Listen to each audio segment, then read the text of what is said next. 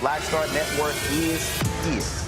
Hold no punches! I'm real revolutionary right now. Black power. Support this man, Black media. He makes sure that our stories are told. Thank you for being the voice of Black America, Roland. Stay black. I love y'all. All momentum we have now, we have to keep this going. The video looks phenomenal. See, there's a difference between Black Star Network and Black-owned media and something like CNN. You can't be Black-owned media and be scared. It's time to be smart. Bring your eyeballs home. You dig?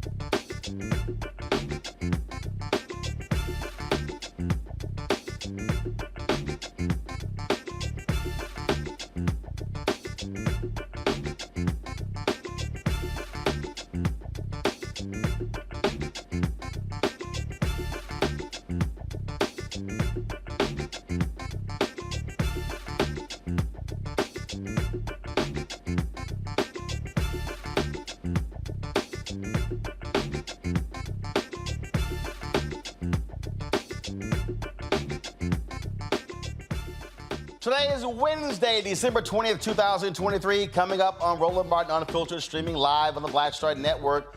Texas has a new law that will allow police to arrest migrants who enter the U.S. illegally. We'll be joined by Congressman Mark Veasey to talk about that. Also, Lieutenant Governor of Texas, Dan Patrick, is now threatening that if Colorado kicks Trump off the ballot, he's going to make sure Texas does it as well to kick Joe Biden off. But Joe Biden didn't lead the insurrection. The people in my home state are stuck on stupid. Colorado Supreme Court historic decision to boot Trump off the primary presidential ballot using the 14th Amendment. Ooh, man, MAGA people are not taking it well. We'll talk with a retired federal judge about this decision. Also, the Nation Justice Correspondent, Elie Mystal.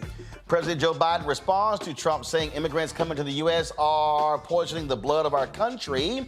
He was speaking today in Milwaukee where they were touting small business booming for black and Latinos. Plus, 2 black Connecticut families filed federal lawsuits against a city because of how the police investigated their clients. We'll talk to the attorney. Also, I go one-on-one with gospel artist Sir the Baptist, and Taraji Henson makes some interesting comments about pay inequity in Hollywood. I'll break that down in my Where's Our Money segment. It's time to bring the funk on Roland Martin Unfiltered on the Black Star Network. Let's go. He's got it. Whatever the biz, he's on it. Whatever it is, he's got the scoop, the fact, the find. And when it breaks, he's right on time and it's rolling. Best believe he's knowing. Putting it down from sports to news to politics. With entertainment just for kicks, he's rolling. It's on go, roll, y'all. It's Roland Martin, yeah. Rolling with Roland now. He's funk, he's fresh, he's real, the best, you know he's Roland Martin now.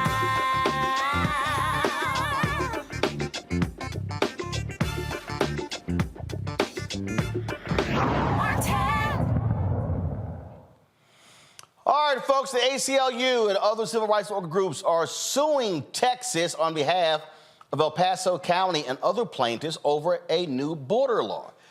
Texas Governor Greg Abbott signed SB 4 into law earlier this week, which will allow Texas to charge some migrants who are here illegally with a state crime. Joining us now from Fort Worth is Congressman Mark Veasey. Congressman, glad to have you here. Is this legal? No, I don't think that is legal at all. I don't believe that Abbott has the right to do this. I think that what Abbott is ultimately doing is that he's auditioning. He is trying to prepare himself to be the next U.S. Attorney General in case Trump is elected as president of the United States. And so this is all politics and theater. I think that Abbott knows that it's illegal. But again, it just shows that the Republican Party where their goals are. And their goals are to try and divide us by things like race and culture. And they're making a big to-do over this border issue. Instead, what they should be doing is working with Democrats. And Abbott, as a governor of a border state, should be saying, hey, Democrats and Republicans, get together and pass a comprehensive immigration reform bill. And he should be moving away from these theatrics and showboating that he's doing. This is the same guy who also spent $4 billion in taxpayer money in Texas, sending troops to the border, inspecting cargo, and it did nothing. It was an absolute waste of money. Right. Yeah, absolutely. But it's classic Abbott. Anything that he can do to try and get into the spotlights, to keep his name out there so he can get that next big position, that's what he's all about.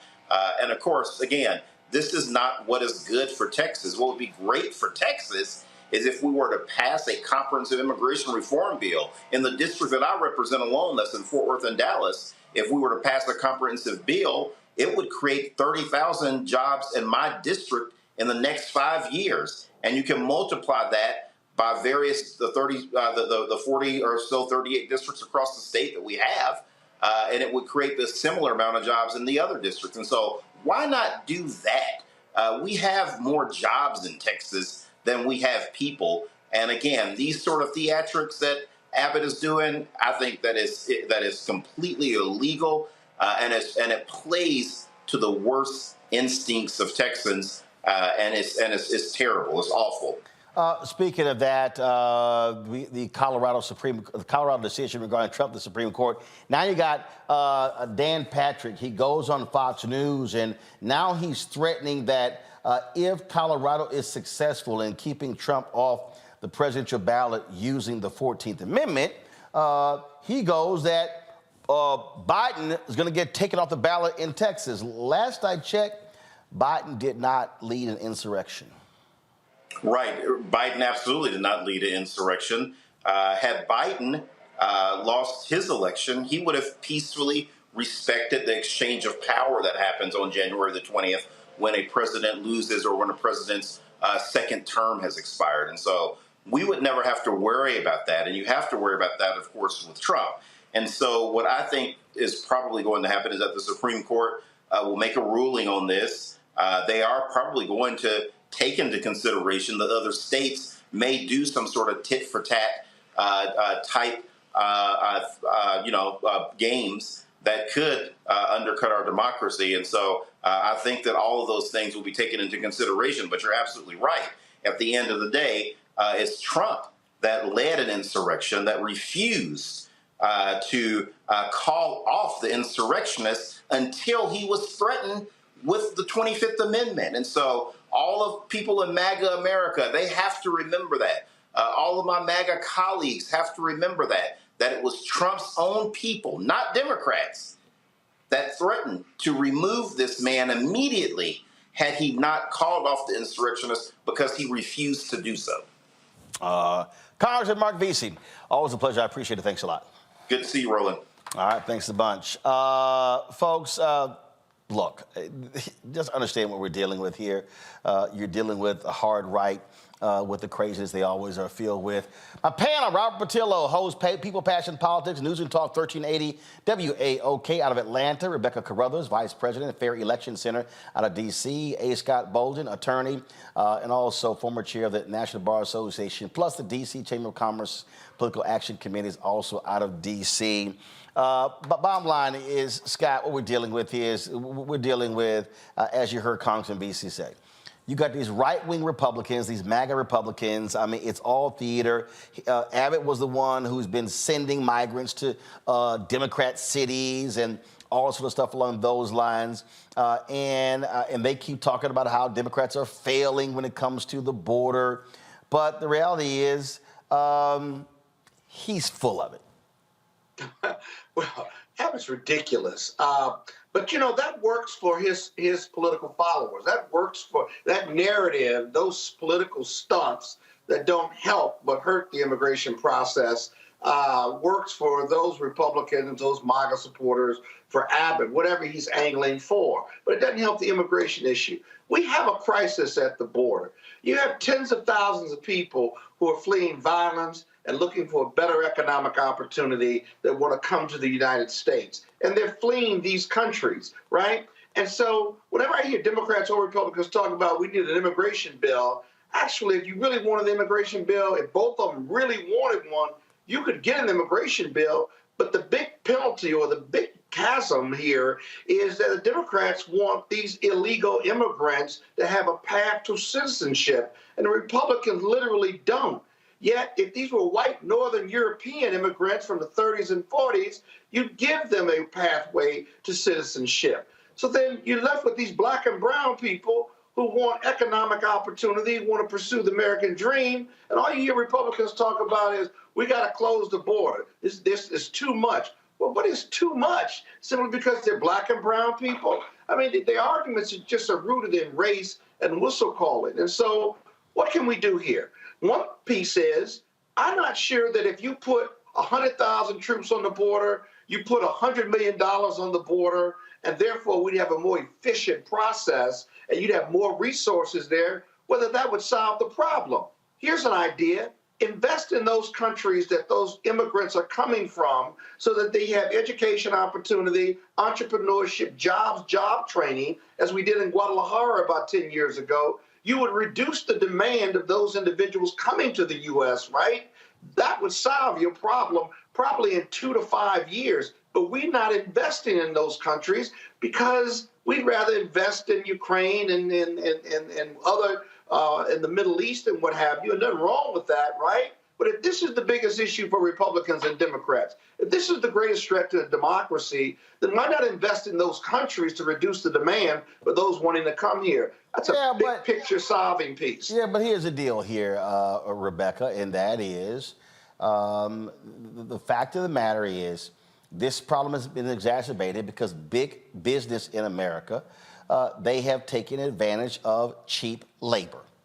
And this goes back to the 70s and the 80s and the 90s and the 2000s when they did not want, when they were talking about, well, a check system and what. No, big business has benefited from cheap labor, and they were the ones who did not want to see folks deported.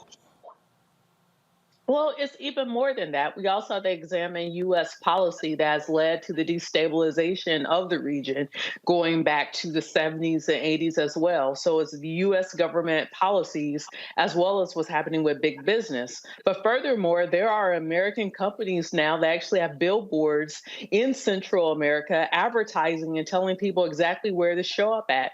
Look, your viewers know I'm from Omaha, Nebraska. In Nebraska, there are a lot of migrants. You know, I'm not going to tell on who isn't here legally and who is here illegally, but I will tell you, how would someone know how to get to Nebraska if they're not being told, hey, go up here, there's some jobs, this is how much we're going to pay you? And this happens, wash, rinse, and repeats all across the country, where we're seeing an influx in migrants who don't have the paperwork authorizing them to be in the country in order to work. So it is a big business issue, but it's also a failure of U.S. policy.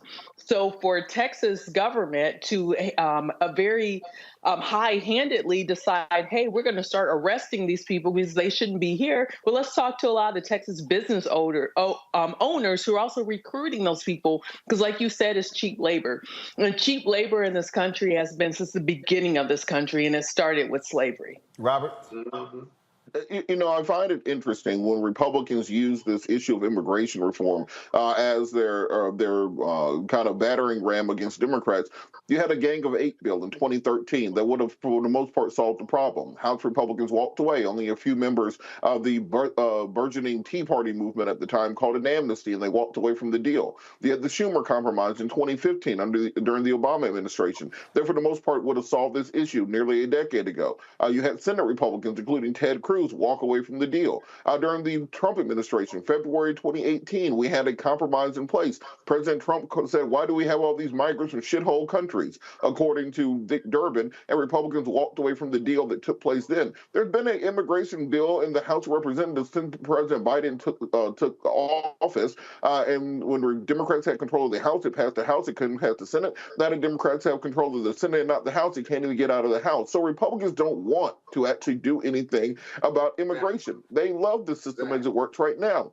As you said, illegal migrant labor is the only thing keeping the American economy afloat. If all of a sudden these people had rights, you had to pay them above board, you'd have to pay people $13, $15 an hour to pick up avocados and tomatoes in this country. The dining industry will go out of business. Look in the kitchen of any restaurant you're in. If you ask people for their paperwork, they ain't got it. That's what keeps the restaurant prices at a range where normal people can afford to pay for them. If you go to McDonald's, a Big Mac now costs about $11 for a meal. That's about what a sit-down meal costs because of labor prices and price gouging by corporations. So let's not pretend that Republicans have any interest in actually doing anything about the border and about immigration.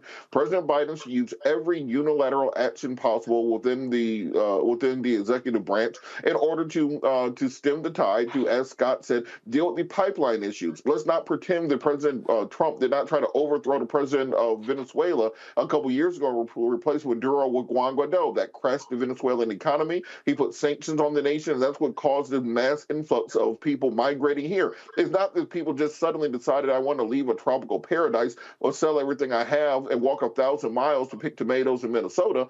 Is that they're being pushed by outside forces. Let's end the American war on drugs, because if you had people in America not snorting up all the drugs, then you wouldn't have cartels running governments in Central and South America. Until America takes their responsibility of the hegemonic the power within this region seriously, then they cannot complain about the people coming across the border that we're forcing across the border in the first place, when we have clearly no interest in actually fixing the problem.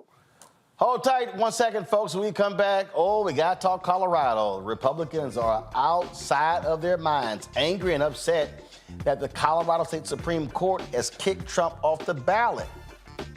We'll talk to Elie Mystal, the Justice Correspondent with The Nation. Also, we'll talk to retired federal judge Vanessa Gilmore about this shocking decision. It's a lot to break down. Folks, if you're watching on YouTube, hit the like button, please. Also, same if you're watching the Black Star Network app. Also, we need your support for what we do. The work that we do is critically important. Ain't nobody else out here doing what we do. The amount of quality news that we do every single day that speaks to our audience. And so your support is needed. Send us a check and money order to P.O. Box 57196, Washington, D.C. 20037-0196. Cash App, $RM Unfiltered. PayPal, R Martin Unfiltered. Venmo is RM Unfiltered. Zelle, Roland at RolandSMartin.com. Roland at RolandMartinUnfiltered.com. We'll be right back. Grow your business or career with Grow with Google's wide range of online courses, digital training, and tools. Gain in-demand job skills with flexible online training programs designed to put you on the fast track to jobs in high-growth fields. No experience is necessary. Learn at your own pace. Complete the online certificate program on your own terms. Stand out to employers, get on a path to in-demand jobs, and connect with top employers who are currently hiring. Take one professional career certificate program or all 6. Earn a Google Career Certificate to prepare for a job in a high-growth field like data analytics, project management, UX design, cybersecurity, and more. All professional career certificate programs must be completed by December 31st, 2024. Scan the QR code to complete the application. There are 1,000 scholarships available. Grow with Google and J. Hood and Associates. Be job ready and qualify for in-demand jobs.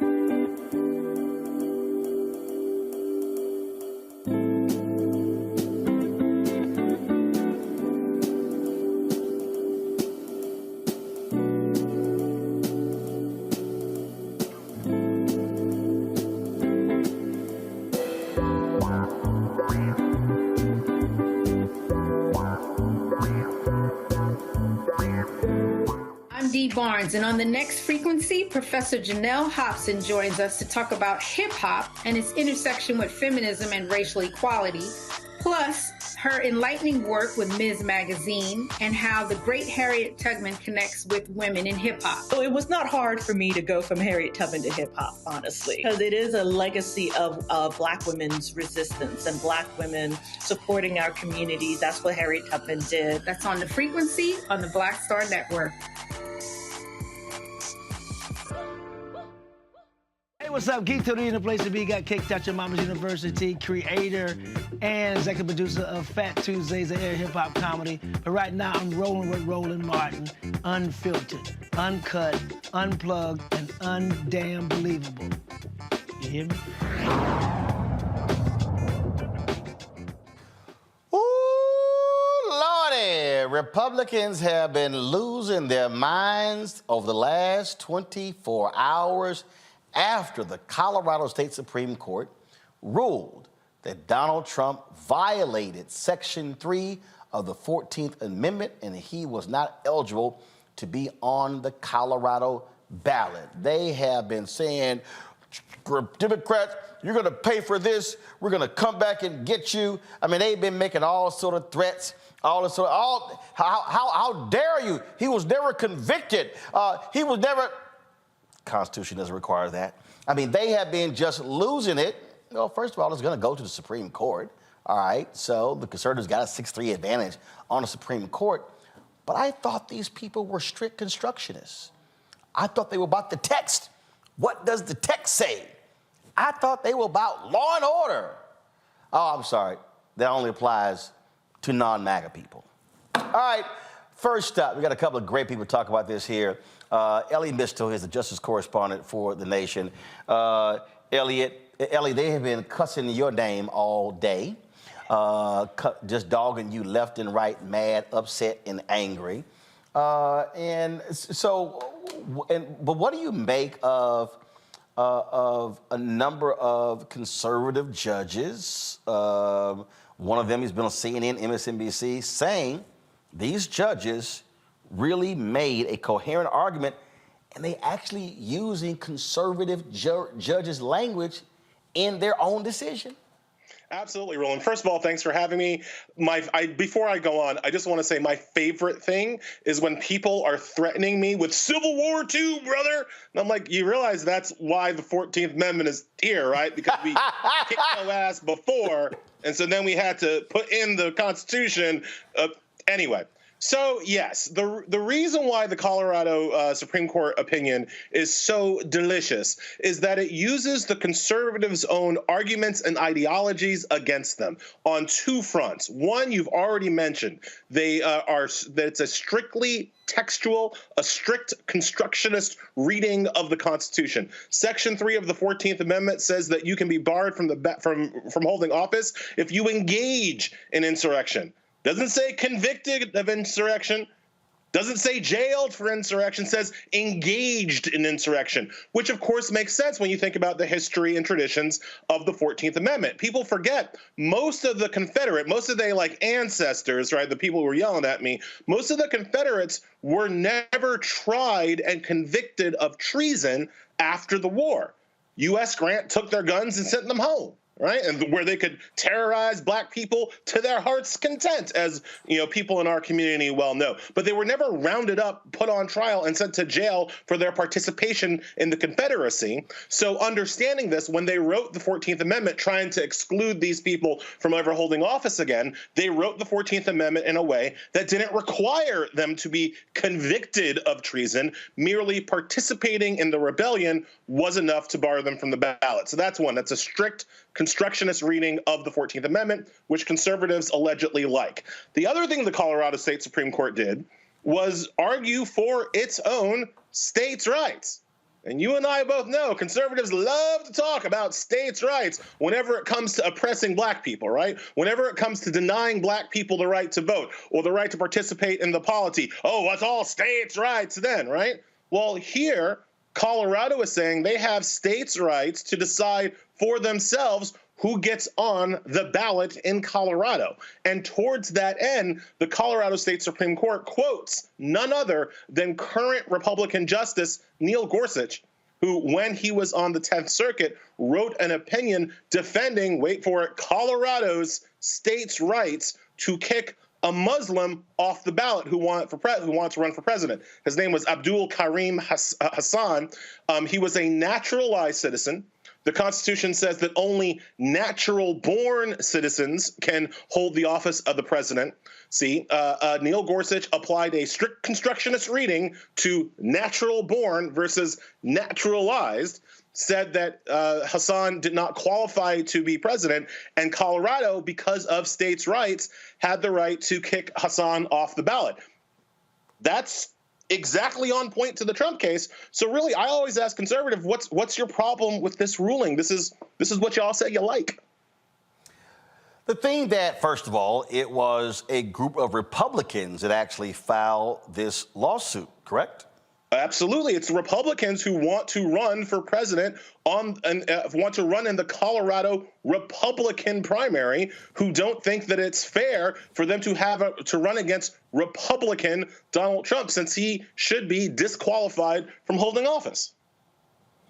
Now, they also say, well, these are 4 Democratic judges. The Republican judges rule against it.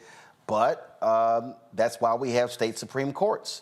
I mean, they don't mind when when Republicans control the Wisconsin State Supreme Court or the West Virginia Supreme Court or the Florida Supreme Court or the North Carolina Supreme Court or the Ohio Supreme Court or Alabama or Mississippi or Tennessee or Georgia or Arkansas or Texas. And they try to impeach judges in Wisconsin when Democrats take control of the Wisconsin State Supreme Court. Yeah, so absolutely, there is deep hypocrisy all around, all infused into this issue. They're suddenly saying that it's not fair that Democrats, that most of the judges on the Colorado State Supreme Court were appointed by Democrats. They don't seem to have a problem with the fact that Donald Trump handpicked 3 of the judges who will be presiding over this appeal at the Supreme Court. And to say nothing of the one judge who you and I, Roland, both know has no business being within a luxury yacht trip of this case, right? Clarence Thomas should recuse himself from this appeal because Donald Trump is being charged with what Jenny Thomas did. Right? And you can't sit and appeal on trying to figure out if somebody like your wife would be allowed to run for president, right? Like you can't, that's a clear conflict of interest. And if Clarence Thomas had any dignity, he doesn't, but if he did, he would not besmirch these proceedings with his presence. You know you can't mess with Miss Jenny. Not Miss Jenny. Please. Go get me a glass. Whatever the Supreme Court does, it should be an 8-justice Supreme Court, not a 9-1, because Thomas should go. Miss Jenny said, Elie, go get me a glass of lemonade. All right, Elie Mystal, I appreciate it. Thanks a lot for breaking it down for us. Thanks so much for having me, Roland. Have a nice one. I appreciate it. All right, folks. So, judges, they have to deal with this stuff all the time. This is a 213-page decision written by the California State Supreme Court. When I come back from this break, I'm going to talk to a retired federal judge who kind of knows a little something about the law and can't wait to get her perspective on this decision.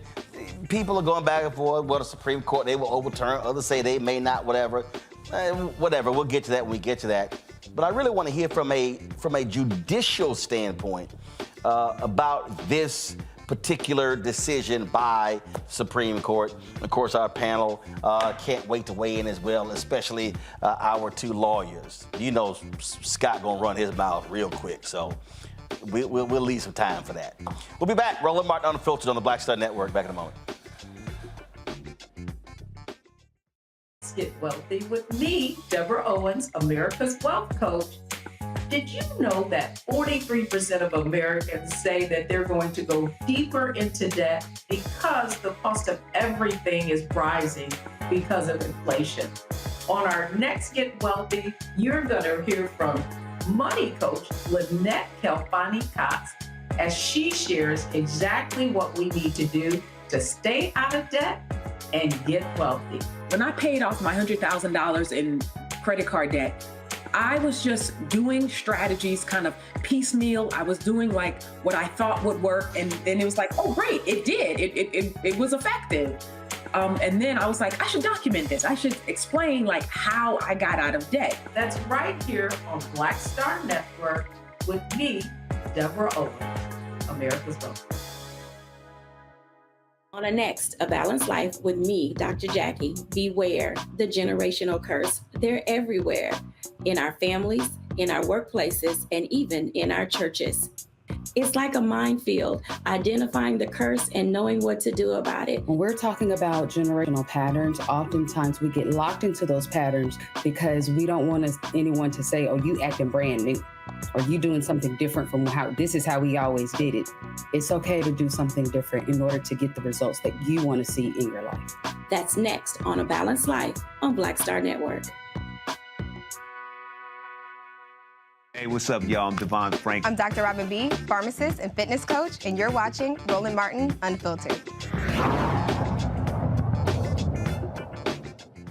All right, folks, welcome back to Roland Martin Unfiltered right here on the Black Star Network. We're talking about Colorado decision. All right, this is the ruling that caused folks just to lose it yesterday.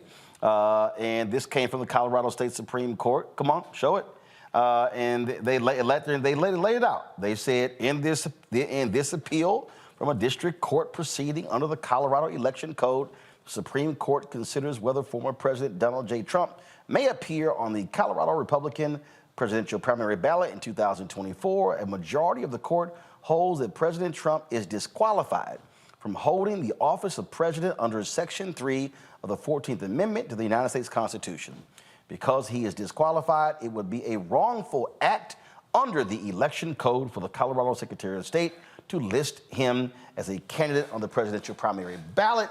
The court stays its ruling until January 4th, 2024, subject to any further appellate proceedings. Now, of course, that's the deadline to be on their ballot. What do they base that on? They base that on Section 3 of the 14th Amendment.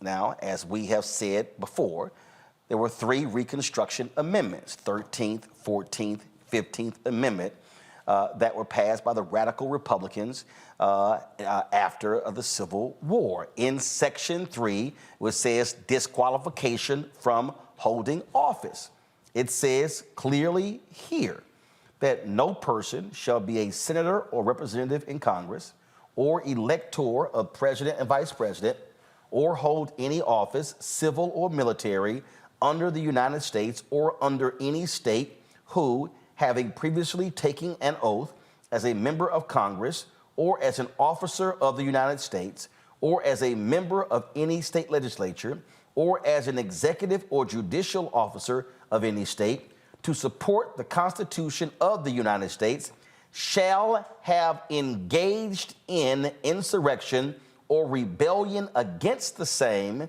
comma, or given aid or comfort to the enemies thereof. But Congress may, by a vote of 2/3 of each house, remove such disability. Vanessa Gilmore is a retired federal judge, spent more than a couple of decades on the federal bench. She joins us right now. We could talk the law or talk travel. She's such a travel aficionado, but we won't talk travel this time. Or we could also talk golf too. We'll talk about the law. Judge, good to see you. Let's talk about the law, Roland. Let's talk about it. All right, so here's the deal. I saw there was, but last night, there was a, let's see if I can pull it up here. That was, give me a second, that was a tweet from former Congressman Justin Amash, and he was not happy at all with this decision. This is what he said. The opinion of the Colorado Supreme Court is shameful and runs completely counter to our constitutional system. Donald Trump was not removed from office by Congress for engaging in insurrection. Donald Trump has not been criminally convicted in a court of law of engaging insurrection. And it goes on and on and on and on and on. But the Constitution doesn't say that. It doesn't say you have to be convicted or indicted or tried. It's real clear what it says regarding an insurrection directly involved in or aiding someone in it. That is exactly right. And the arguments against this ruling are sort of threefold, Roland. One, whether or not a president of the United States or a former president of the United States could be subject to the strict construction of the Constitution of the United States.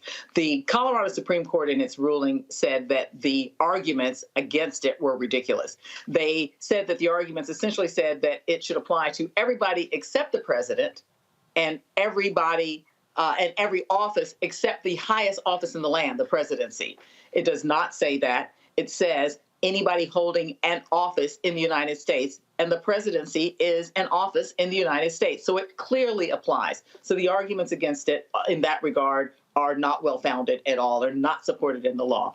The other argument that I thought was most interesting is listening to the response of all of the other Republican candidates for president today, and all of whom said, well, this decision shouldn't be made by judges. This isn't something that the judges should decide. This should be decided by the people. This is a legal issue. The judges are the only ones that are qualified to interpret and analyze what the Constitution means on a particular issue. If you're talking about looking at the strict construction of the Constitution, that is for the courts to decide. That is not for the electorate to decide. And so the argument that this is a decision that should not be made by judges is bogus as well. And then the third argument is that the court should not be defining what an insurrection was. That is their responsibility to interpret words that are set forth in the Constitution and tell us what they mean. And so they did a very thorough and reasoned opinion explaining what insurrection meant and explaining why it applied and why this was an applicable situation here where a person had been involved in an insurrection. They did not have to be convicted. That's not what the Constitution requires. And so that argument also fails, Roland. Well, here's why it's also laughable, okay? And that is when you listen to them try to explain all of these different things and, well, you know, it, like I say, wasn't convicted. And the voters did decide. He lost. The problem was he refused to abide by the will of the voters and led the insurrection to thwart the will of the voters. So I'm sitting here going, what the hell are y'all talking about?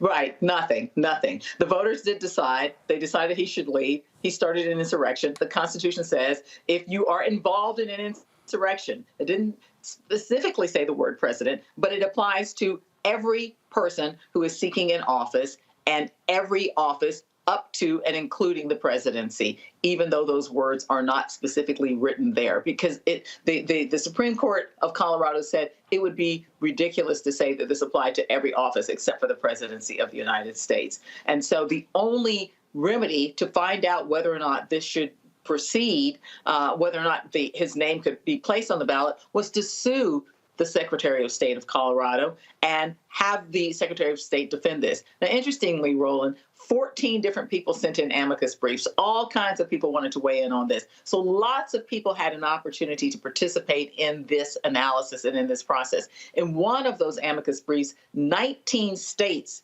signed on as members of that amicus brief, because I think that everybody is anticipating that this isn't going to end in Colorado. This is one state, but there are already states, 3 other cases pending in other states, in Maine and Michigan and Oregon right now. And so the other 19 more conservative, red-leaning states are worried about the possibility of these cases being brought in their states. So they signed on to one of the amicus briefs as well, because they want to know what might happen in their own states with respect to this issue. But they also act like we don't even have precedent here. Go to my iPad.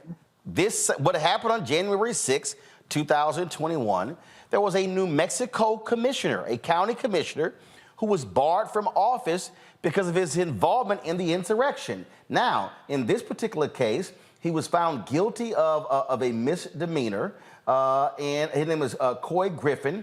And again, he was convicted in federal court of a misdemeanor for entering the Capitol grounds on January 6.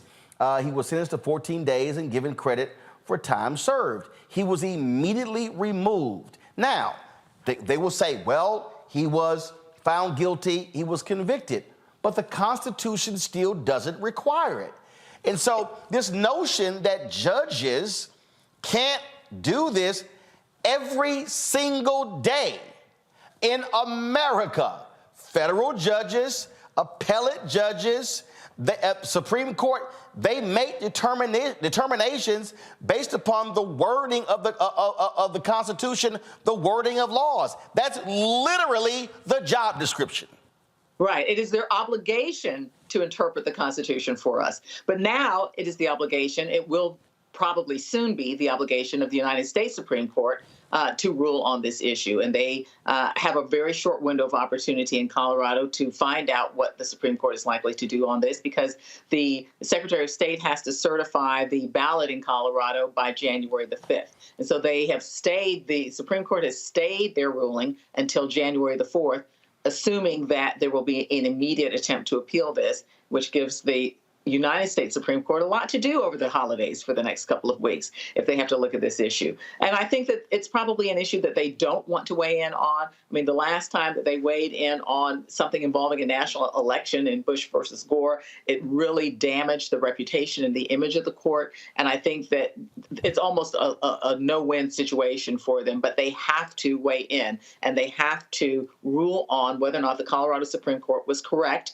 in deciding that, 1, an insurrection had happened, 2, that this section of the 14th Amendment applies to the president, and two, whether or not they were correct in actually making this ruling at all. They have to weigh in. It's important that they do so as soon as possible so that people don't waste their votes, their primary votes, voting for a candidate who may not be able to ultimately be on the ballot. So what I also find to be interesting when I hear people, when I hear these MAGA people say that, well, these liberals on the court, this was an overreach. But the same MAGA folk, I thought they said that when it comes to the elections, we actually have state elections. So state Supreme Courts made rulings, and they were angry. They were angry when the state Supreme Courts went against them in 2020, Pennsylvania, Michigan, and others. But they loved it when the state Supreme Courts in Ohio, other places, ruled with them. So the Colorado Supreme Court was only making a determination based upon their state law and their presidential ballot. That's exactly right. There are two sort of tenets of the conservative legal point of view, and one is the strict construction of the Constitution, which is what this court did here, and states' rights, which is what this court protected here. This court protected the right of Colorado to determine who should be on its ballots, and they strictly construed the 14th Amendment, Section 3, of the 14th Amendment of the Constitution. They really literally followed the very conservative roadmap here. They did not act as activist judges. They stayed within the letter of the law, and they did what they needed to do in terms of providing a definition where one was needed on what an insurrection meant. They literally followed a very strict constructionist conservative roadmap here, and yet they're still being criticized. Conservative Judge Michael Ludig, he was on the Fourth Circuit Appeals Court. He's been on MSNBC, CNN, and he had this to say. Love to get your thoughts on this. Check this out. The individual justices of the Colorado Supreme Court brought honor to their court and as well to the state and federal judiciaries with their opinion tonight in this historic case. The court meticulously and methodically addressed seriatim the many state issues and federal constitutional issues that were involved in the case. They marshaled the support for each and every one of their decisions of state law and federal constitutional law, as well as any judge could do. Their opinion is unassailable. Under the objective law of the federal Constitution and Section 3 of the 14th Amendment, the Supreme Court of the United States ought to affirm this decision today. All right, so Judge Gilmore, when you look at this ruling and how they laid it out, I mean, do they present a real challenge to the conservatives on the Supreme Court to try to get around it and come up with a way to keep Trump on the ballot with how they laid their argument out?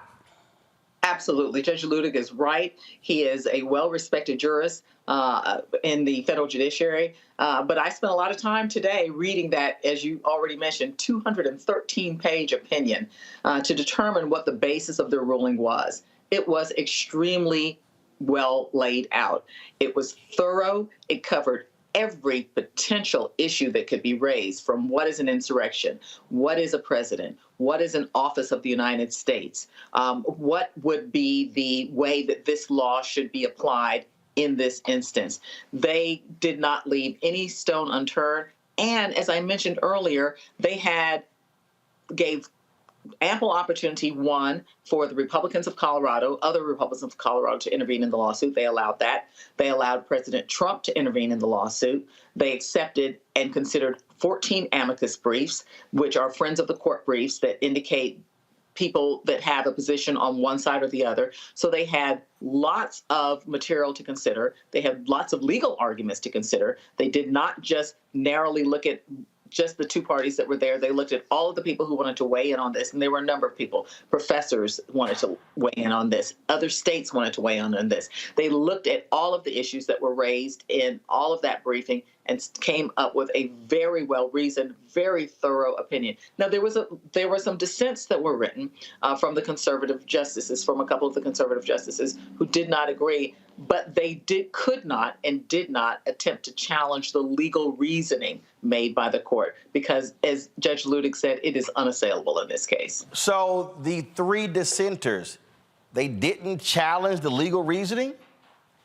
They tried to challenge the interpretation, for instance, the interpretation of what was an insurrection, but they couldn't actually really challenge what the court found with respect to what the Constitution said or didn't say. The fact that the Constitution didn't specifically say president, but that it had to apply to any office of the United States. So there was just really no way to challenge that ruling by the Colorado Supreme Court, even in the dissent. Well, I get a kick out of these conservatives and these MAGA people who believe that the presidency is so distinct that frankly, they are immune from any law whatsoever, which is just utter nonsense. I mean, Richard Nixon wishes that was the case, and he learned a very valuable lesson, a unanimous decision against him. And so, hold on one second, going to a break. I know my panelists can't wait to ask you some questions, folks. It has been talked about the last 24 hours.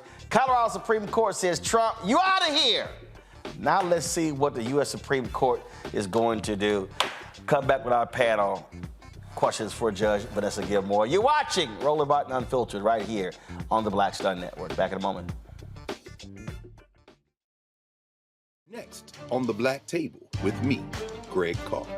We featured the brand new work of Professor Angie Porter, which, simply put, is a revolutionary reframing of the African experience in this country. It's the one legal article everyone, and I mean everyone, should read. Professor Porter and Dr. Valencia Watkins, our legal roundtable team, join us to explore the paper that I guarantee is going to prompt a major aha moment in our culture. You crystallize it by saying, who are we to other people? Who are African people to others? Governance is our thing. Who are we to each other? The structures we create for ourselves, how we order the universe as African people. That's next on The Black Table, here on the Black Star Network.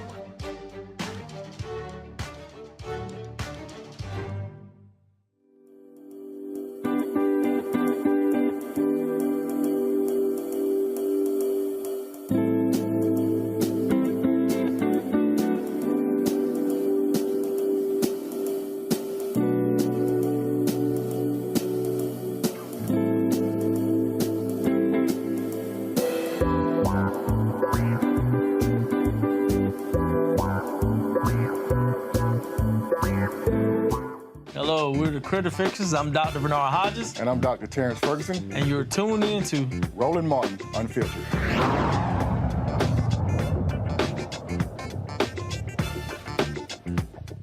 All right, folks, time for our questions. Robert Patillo, you're first for Judge Vanessa Gilmore. Certainly, and Judge Gilmore, thank you so much for all the information and enlightenment. One of the questions that I had is, it seems that the Republican arguments in this case fall on two issues. One, the officer question, whether or not the presidency counts as being an officer, and then the question of the definition of insurrection, whether or not what President Trump took part in fits the definition of insurrection as the drafters of the 14th Amendment would have thought of it. Well, of course, often the Republicans argue for a strict interpretation of the text of the documents, as Scalia called for, but there also is this school of thought that you look towards the legislative history and the intent of the drafters of the provision. And going to the Supreme Court, do you think that these conservative justices will stick to the doctrine they've talked about for the last 50 years of a strict textual construction of what is said, and therefore bar Trump from the ballot, or do you think they will contort themselves as they did in the Dobbs decision, as they did in the affirmative action decisions, in order to change stare decisis into jurisprudence as existed?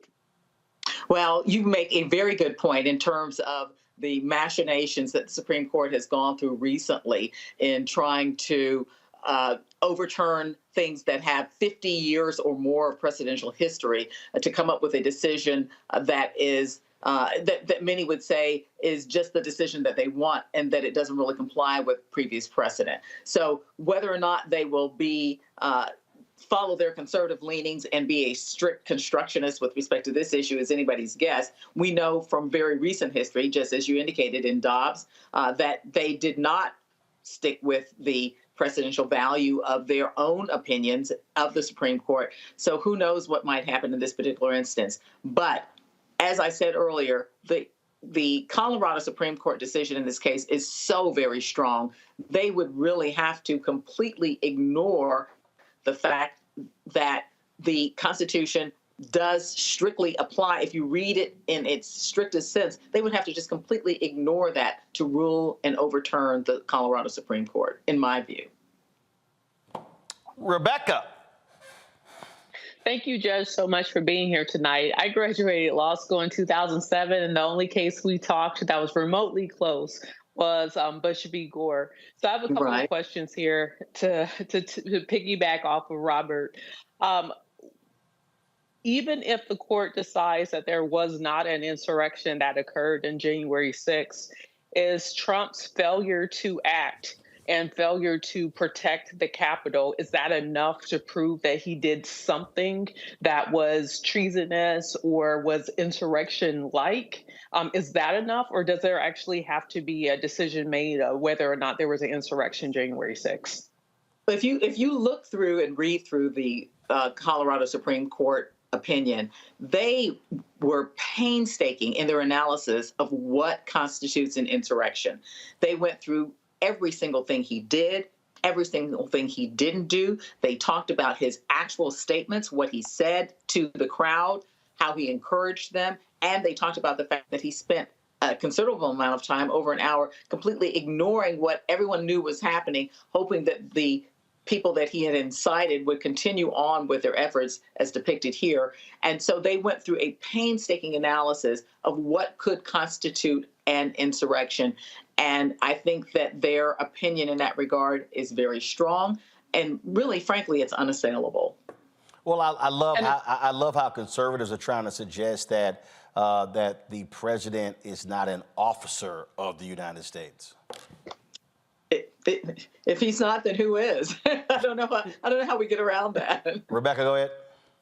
Yep, and then a quick follow-up. If I remember correctly, in Bush v. Gore, that particular decision was just supposed to be for that one time only. If the court decides that Trump can be on the ballot and they decide to ignore, if they decide to go back on their Federal Society leanings, could they try to have it both ways by saying, oh, we're just making this ruling for this one time only, but this has nothing to do with what we think about as a strict constructionist viewpoint of the Constitution. You know, you make a very good point there, and particularly where we already have this exact same case pending in 3 other states, in Maine, in Michigan, and in Oregon right now. And I think a threat that it could be filed in a number of other states where it has not yet been filed. And so I think you make a very good point in terms of whether or not they will say that this is something that is supposed to be applied narrowly only in this particular instance, or whether or not they might say that it has precedential value for future offices or for other offices. This one, I think, though, is narrow enough because this is the only office that is not specifically delineated in the Constitution. All of the other offices, it says Congress, it says the Senate, it names other offices. It just doesn't specifically name the presidency, but it says any office of the United States that has to, of necessity, include the presidency. Scott.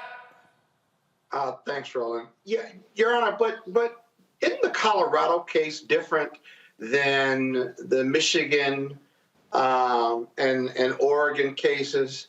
Because here you had an enabling statute that specifically allowed the plaintiffs to bring a lawsuit, not the Board of Election and Ethics, but the lawsuit that would challenge having someone on the ballot. And then secondly, the Supreme Court's going to have to deal with what the federal district court did, because the federal district court made a factual finding. That's a judge's obligation, but they said it didn't apply to the primary ballot. It may apply to the general elections. We know states control federal elections, at least for the president, right? They control who's on the ballot, the parties do. So what's your response to those two issues? Because I think those two issues is how the Supreme Court will reverse this. I don't want them to, but I think those are the two power points or pressure points. But what do you think? Even without an enabling statute in the other states that would allow somebody to file a lawsuit to protect the integrity of the ballot in their particular state, what is the remedy? How is it that people would not be able to figure out a way to pursue a legal action to try to determine who should legitimately be on the ballot in their state? I understand that Colorado is a little bit different in that they did have the enabling statute, but the other states have got to have a mechanism or a way to allow people to pursue a challenge to persons being on the ballot that are not legitimately on the ballot. Well, as a former state party chair here in D.C., every jurisdiction certainly does. But here, I think the enabling statute, at least conservatives will latch onto that. But the reality, here's another point.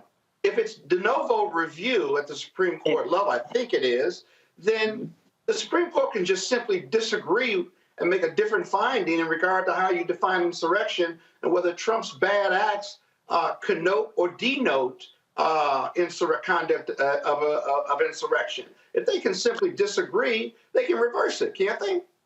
Yes, you're absolutely right about that. And I guess we will just have to see. But I don't think we're going to have to wait long to see, do you? I think it's going to be a scenario where they give us an answer fairly quickly.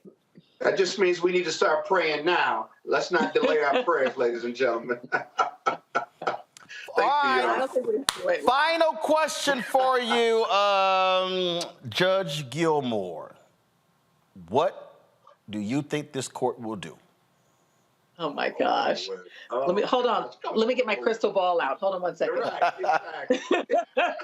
I mean, come on, Scott. I can't let her go without asking the question. And Scott, I ain't ask you. Why didn't you? Pick on him. Pick on him. Nah. Listen. First of all, somebody already said in the group chat, they said the judge is about to admonish Scott anyway if he keep disagreeing with her. So trust Judge Gilmore. I hold him in contempt every week. I think we are just having a healthy discussion here, but I think that we should all have a secret ballot here where we all vote, and then you have us come back in a week, Roland, after they've ruled, and see which one of us came closest to the right answer. All right. That's a cop-out. All right, fine. You all y'all send me a text message, and then I'll hold on to it. Then I'll see. So here's what I want. Okay, here's what I want. I want all four of y'all to send me a text message, and I want the ruling, and I want the number. Oh wow! Is it 9-0? The number of votes? Is it? Who votes how? Well, that's what the hell the number means. It will not be clarification. If they reverse, it'll be 6-3. Hey, Scott, I ain't asked you to say it. I said text it. Oh, I'm not afraid of it. See, you cappers are hard-headed. All right. Judge Gilmore, always a pleasure. I'll see you on the golf course when I come back home to Houston. Thank you. All right, thanks a lot. All right, y'all, got to go to a break. We come back. We're going to talk about Taraji P. Henson and the whole issue of getting paid or lack thereof in Hollywood. We're going to talk about that. Man, we got all kinds of stuff we're going to talk about. I got my interview with Sir the Baptist, a phenomenal interview. He participated in the McDonald's gospel tour. Trust me, it's a conversation that y'all want to hear. The brother, his understanding of sound is unbelievable. We'll also talk about some federal lawsuits coming out of Connecticut. All right, folks, all of that and more right here on Roland Martin Unfiltered on the Black Star Network. Back in a moment. Grow your business or career with Grow with Google's wide range of online courses, digital training, and tools. Gain in-demand job skills with flexible online training programs designed to put you on the fast track to jobs in high-growth fields. No experience is necessary. Learn at your own pace. Complete the online certificate program on your own terms. Stand out to employers, get on a path to in-demand jobs, and connect with top employers who are currently hiring. Take one professional career certificate program or all 6. Earn a Google Career Certificate to prepare for a job in a high-growth field like data analytics, project management, UX design, cybersecurity, and more. All professional career certificate programs must be completed by December 31st, 2024. Scan the QR code to complete the application. There are 1,000 scholarships available. Grow with Google and J. Hood and Associates. Be job ready and qualify for in-demand jobs. I'm Faraji Muhammad, live from LA. And this is The Culture. The Culture is a two-way conversation. You and me. We talk about the stories, politics, the good, the bad, and the downright ugly. So join our community every day at 3 p.m. Eastern and let your voice be heard. Hey, we're all in this together. So let's talk about it and see what kind of trouble we can get into. It's The Culture, weekdays at 3, only on the Black Star Network. Hello, I'm Paula J. Parker. Trudy Proud on the Proud Family. I am Tommy Davidson. I play Oscar on Proud Family, Louder and Proud. Hi, I'm Jo Marie Payton, voice of Sugar Mama on Disney's Louder and Prouder, Disney Plus. And I'm with Roland Martin on Unfiltered. 2 Connecticut families are suing the city of Bridgeport for the way police handled the murder investigation of 2 black women who were found dead in separate incidents on December 12, 2021. The lawsuit claims the police failed to investigate the death of Lauren Smith Fields and Brenda Lee Rawls because they were black women, and they also did not notify their families of the deaths in a timely manner. Attorney Darnell Crossland is representing both families in these separate federal lawsuits. He joins us from Bridgeport. Darnell, glad to have you back. For folks who are not familiar with these 2 stories, one of them went on a date or met someone that was online and was found dead, and the police just let the person walk, correct? Correct. That's correct. Thanks for following the story. I think you were here from the beginning when it first broke. Yep. And so, as you know, we have 2 years to file a lawsuit from the date of incident, and we tried to work with the city. The mayor this week came out in the Connecticut Post, and he supported our position, and our position is plain. Our client, Lauren Smith Fields, met a guy on Bumble who happened to be a white male. Sort of the Gabby Petito kind of essence. And she went on a date with this guy. He came over to her house. He brought drinks, tequila, et cetera. And then she was found bleeding from her nose and dead in the bed. The guy told the police they didn't have sex. That didn't bear truth because they found a used condom in the bathroom. They found the alcohol bottles. They found a place in disarray, like it could have been a fight. And the police officer who we think knew this guy said he's a nice guy, nothing to see here, let him go. That police officer was later suspended, and 2 other guys were suspended as well. Then they got their jobs back, and then they retired. And so we got no relief here, so we filed a federal lawsuit last week in Bridgeport Federal Court, claiming a violation of 1983 civil rights. And when we talk about these cases, I mean, not only not notifying the family, but literally just running a completely shoddy investigation. Absolutely. I mean, one thing we know for sure in these cases, even if it's a husband and wife, and the wife is found dead, the first person who's a suspect is the husband. Did you have an argument? Was there life insurance? You look to question the motives, and then you dial it back. In this particular case, they did nothing. They let this guy go. They didn't check him for DNA. They didn't question him. They did nothing. They let him go, and they told the family, quote unquote, he's a nice guy, and let him go.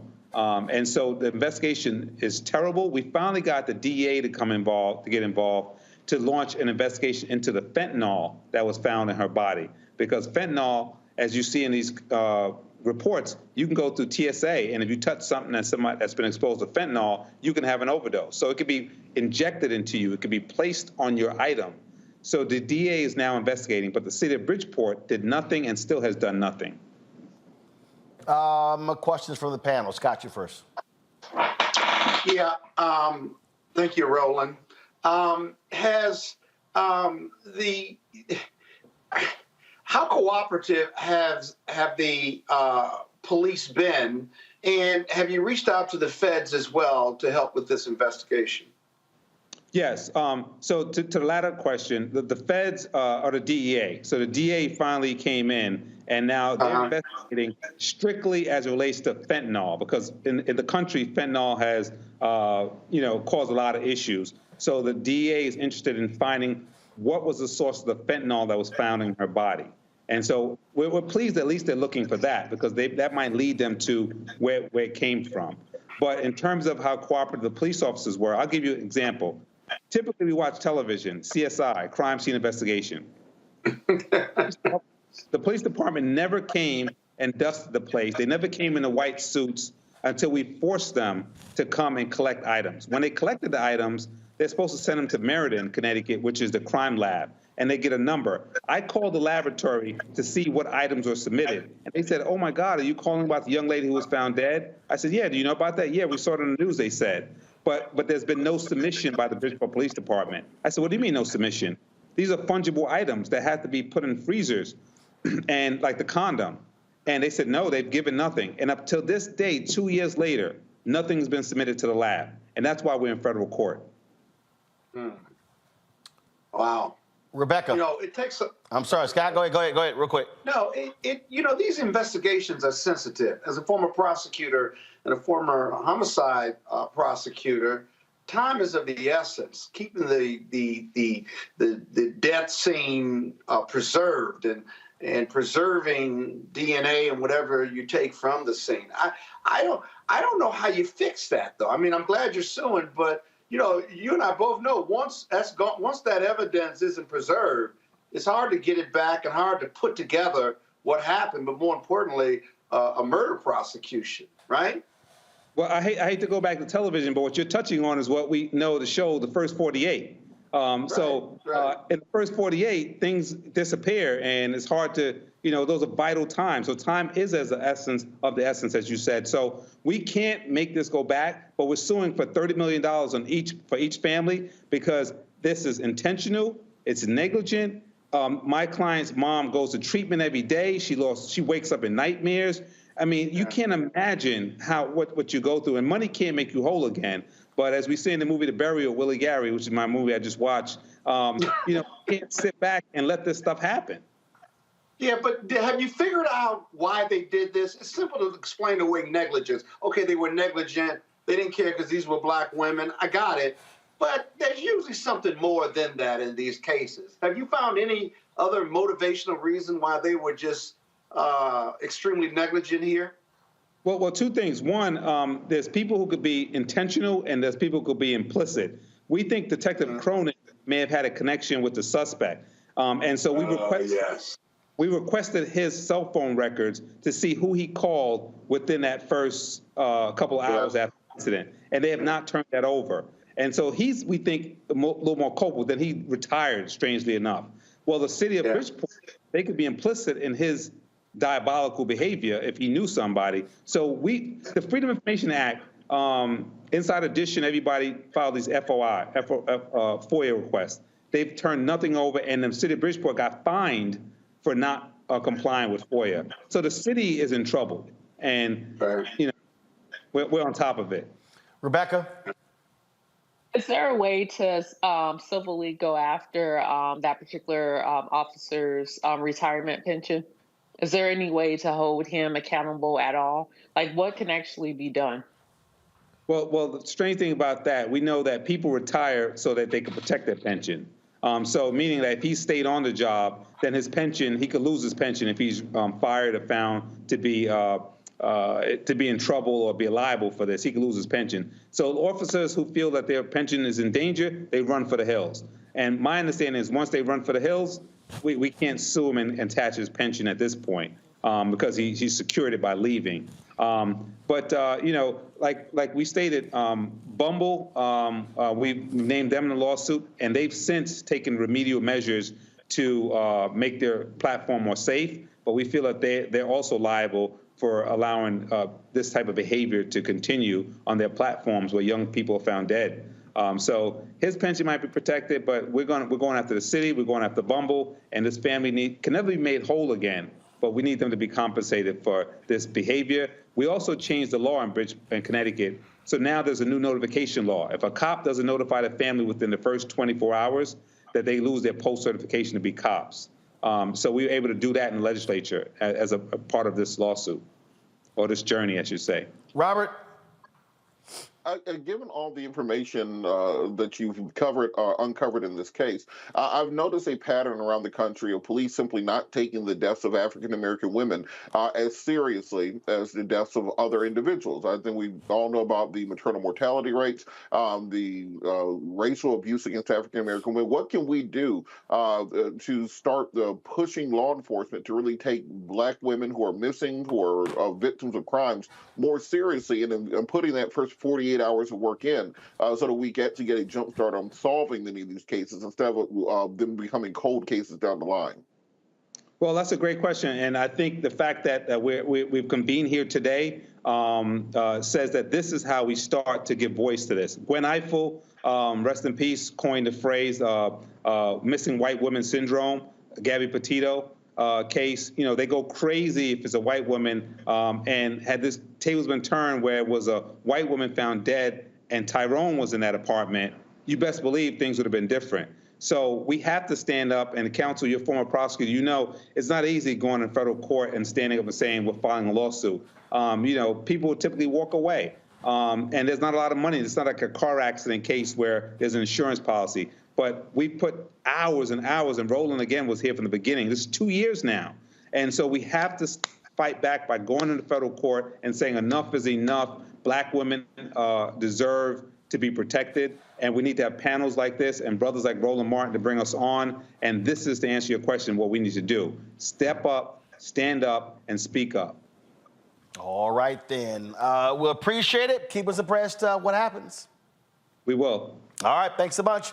Darnell, thanks a lot. Folks, we come back. We'll talk to Taraji Henson saying, yo, what's up? Black women, why do we got to keep not getting paid our fair value? Also, Reverend Dr. William J. Barber weighs in on the proposed menthol ban of cigarettes. And so I'll have that for you as well. You're watching Roland Martin Unfiltered on the Black Stud Network. Download the Black Stud Network app, Apple phone, Android phone, Apple TV, Android TV, Roku, Amazon Fire TV, Xbox One, Samsung Smart TV. Be sure to watch the Black Star Network 24-hour streaming channel. Available on Amazon News. Go to Amazon Fire, check us out. You can also tell Alexa, play news from Black Star Network.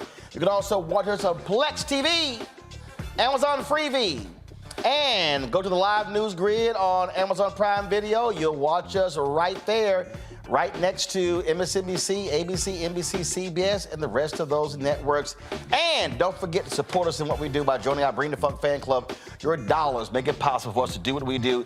So your check and money order. P.O. Box 57196, Washington, D.C. 20037. Make it out to the Black Star Network. Cash App, $RM Unfiltered. PayPal, R Martin Unfiltered. Venmo is RM Unfiltered. Zelle, Roland at RolandSMartin.com. Roland at RolandMartinUnfiltered.com. We'll be right back. Hatred on the streets, a horrific scene, a white nationalist rally that descended into deadly violence. White people are losing their damn minds. As an angry pro-Trump mob storms the U.S. Capitol, we've seen shooting. We're about to see the rise of what I call white minority resistance.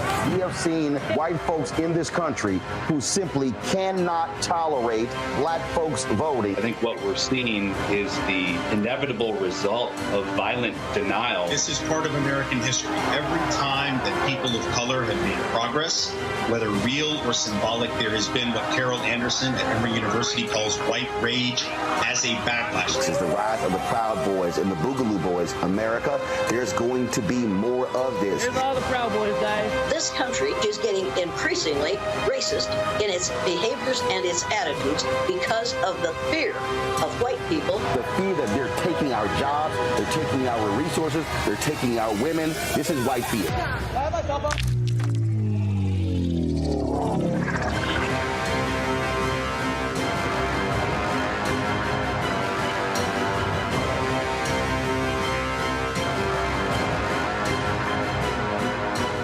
What's up, y'all? I'm Devon Franklin. It is always a pleasure to be in the house. You are watching Roland Martin Unfiltered. Stay right here.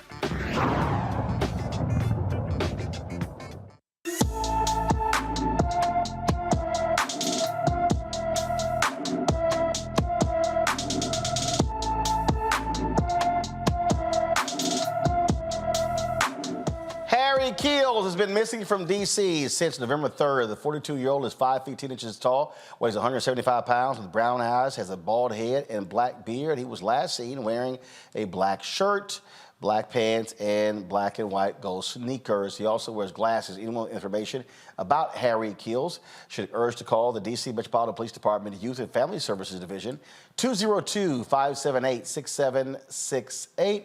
202-576-6768, 202-576-6768. Folks, civil rights leaders and national black organizations want the Biden-Harris administration to end the delay in ruling to ban menthol cigarettes that pose a serious health threat to black folks. The Biden administration delayed the ban on menthol cigarettes until March after getting lots of pushback from other civil rights organizations, including some members of National Organization of Black Law Enforcement Executives, as well as the National Action Network, Reverend Al Sharpton's group. Well, Tuesday, Reverend Dr. Bishop William Barber, president of Repairers of the Breach, spoke to the White House by phone to let them know his thoughts on this. He said, delay means more deaths of black people, and especially black children.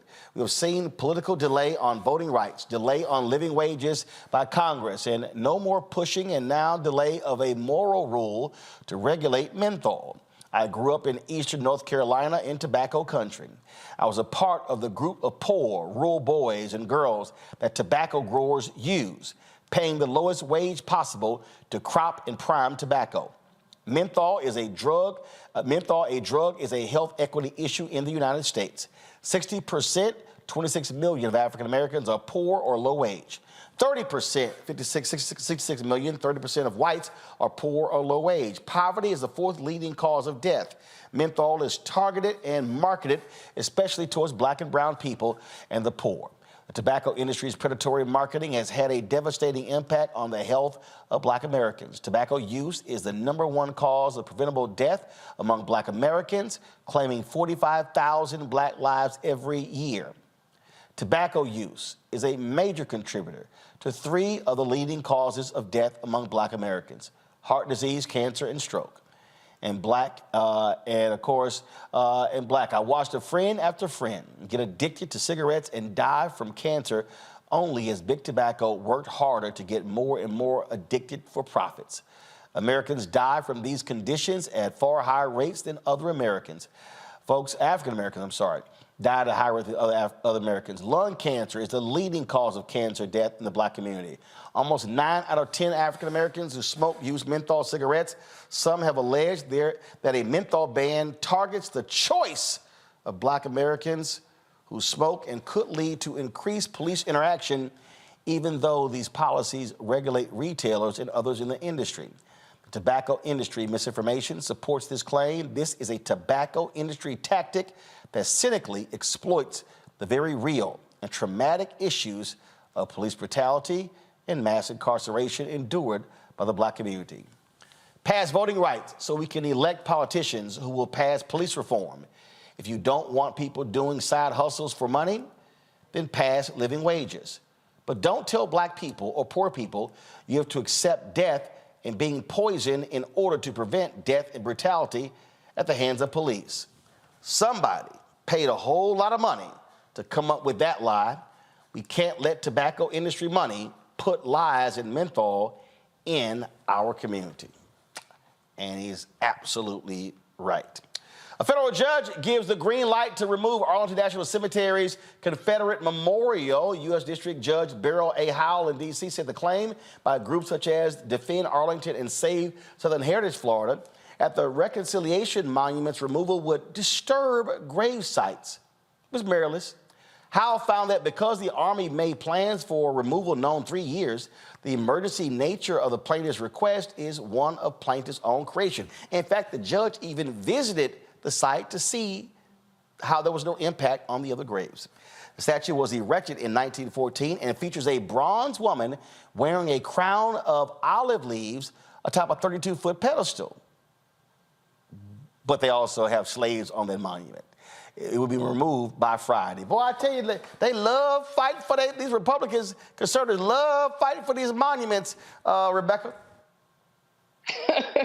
That's not a side of history that you want to be on. It doesn't make sense. There's nowhere else in the world where you can have a national cemetery and have those who committed treason against that said country glorified. Like, to me, it dishonors those who gave their life to this country in support of protecting freedoms in this country, both here and abroad. So to even have that at Arlington just simply does not make sense. And once again, I don't understand why these Republicans want to be on this side of history. You cannot go to Germany and see Nazi statues or memorials.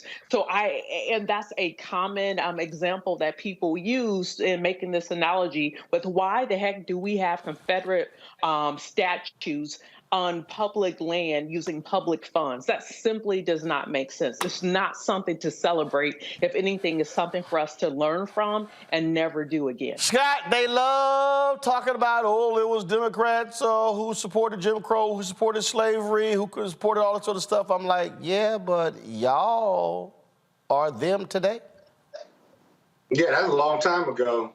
I mean, it's ridiculous. I think my colleague Rebecca said it best. You can't go to Germany and do all this. And the South lost, and they should have lost. America needs to be in therapy. I mean, you go back 200, 400 years, whether it's slavery, whether it's the civil rights, human rights, whether it's the Civil War. I mean, we need to be in therapy because some of this, it's just ridiculous. That's my comment. Completely ridiculous. I agree with Rebecca. Well, Robert, you're there in Atlanta where y'all have to deal with that massive racist monument known as Stone Mountain.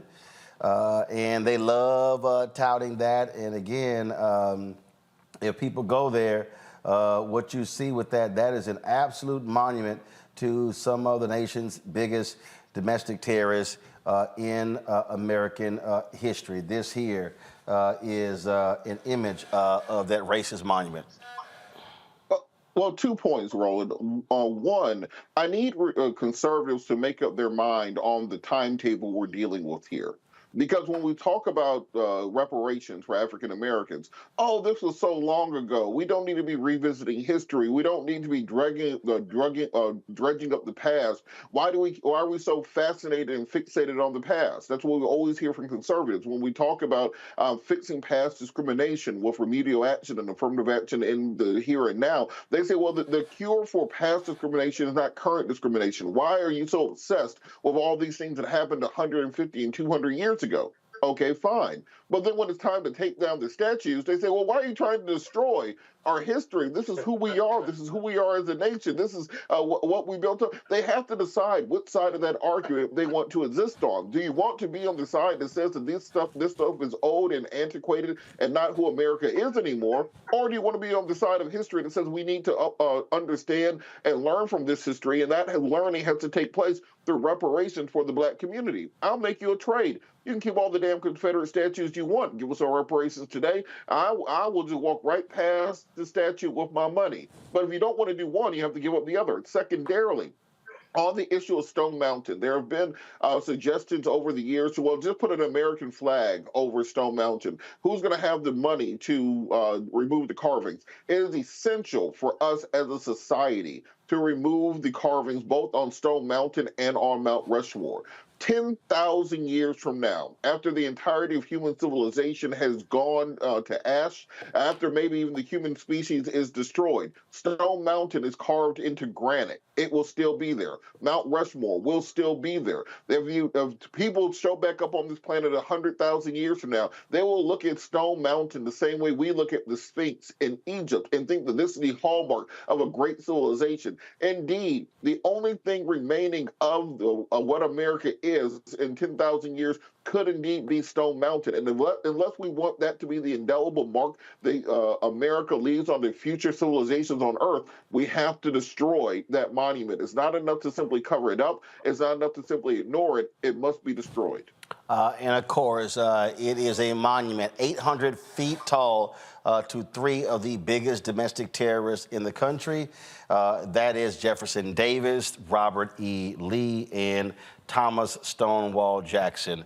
And unfortunately, when you go through Virginia, a lot of these places, they got roads named after all of these people because they just are holding on, holding on.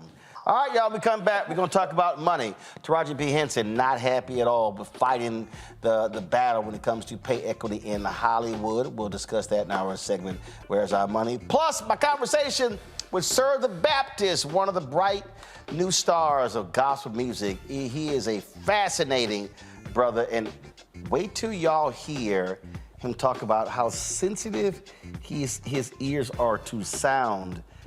Blew me away when he said he could hear the key of a water dropping in the shower. Yo, crazy. You don't want to miss the conversation. We'll be right back on Roland Martin Unfiltered on the Black Star Network.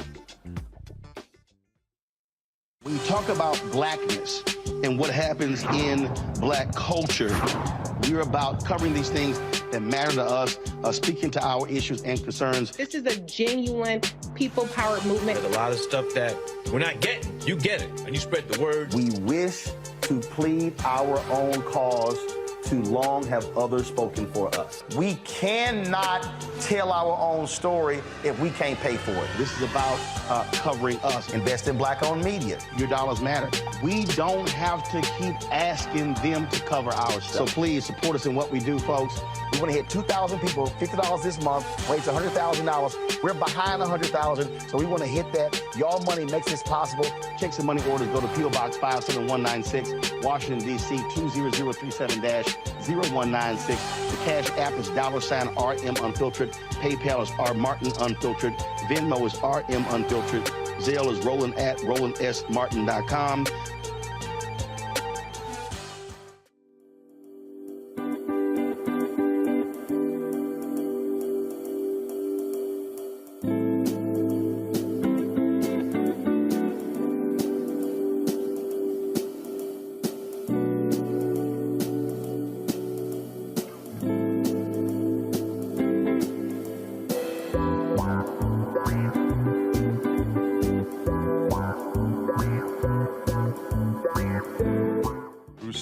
Creator and executive producer of The Proud Family, Louder and Prouder, and you're watching Roland Martin Unfiltered.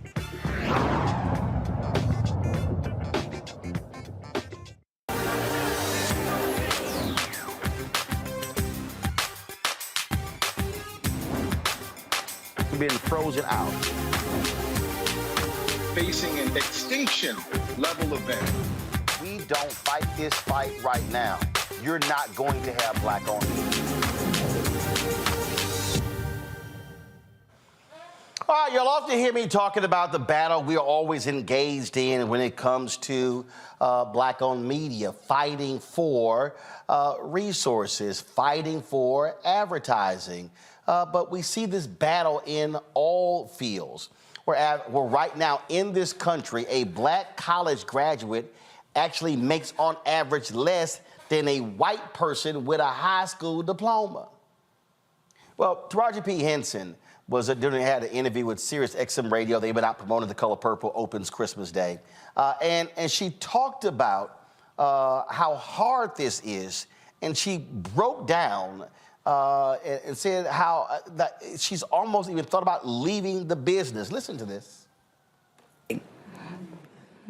Are you thinking about it?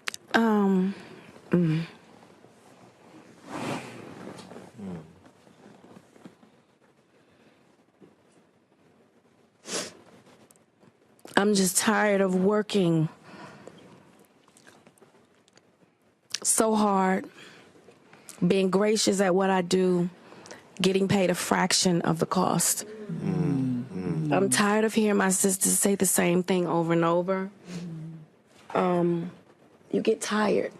I hear people go, you work a lot. Well, have to. The math ain't mathing. And when you start working a lot, you know, you have a team. Big bills come with what we do. We don't do this alone. The fact that we're up, there's a whole entire team behind us. They have to get paid. So when you hear someone saying, oh, such and such made $10 million, no, that's not, that didn't make it to their account. Know that off the top, Uncle Sam is getting 50%. That's right. Okay? So do the math. Now we have $5 million. Your team is getting 30% or whatever your team is off of what you grossed. Sometimes not more. After what Uncle Sam took. Now do the math. So I'm only human, and it seems every time I do something and I break another glass ceiling, when it's time to renegotiate, I'm at the bottom again, like I never did what I just did, and I'm just tired. I'm tired. I'm tired. I get that. It wears on you, you know? Because what does that mean? What is that telling me? What is it telling me? Yeah. And what does it tell me? Yeah. You know? And if I can't fight for them coming up behind me, then what the fuck am I doing? I'm sorry. Yeah. A number of actresses have commented on this. Viola Davis oftentimes has talked about this here. In fact, Taraji Henson in another discussion says she almost walked away from The Color Purple over the issue of pay. One of the things that people don't realize, what she's talking about there, is even when she's talking about $10 million. First of all, ain't that many people getting those big paydays. When you talk about black actresses, they're oftentimes not even the lead. And so I've seen other people post that sometimes some of these folks be getting $250,000, $300,000, $400,000 for a role.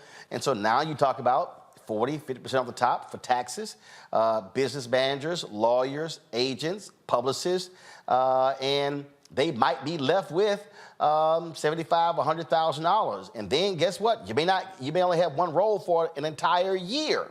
And so she's talking about, again, the battle that black people have to play in Hollywood to be paid properly. The thing here, Scott, is that this isn't just even a black female issue in Hollywood.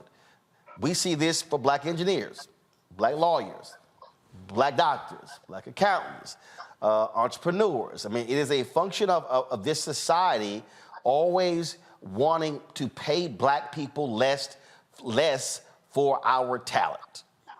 Yeah. Systemic racism, right?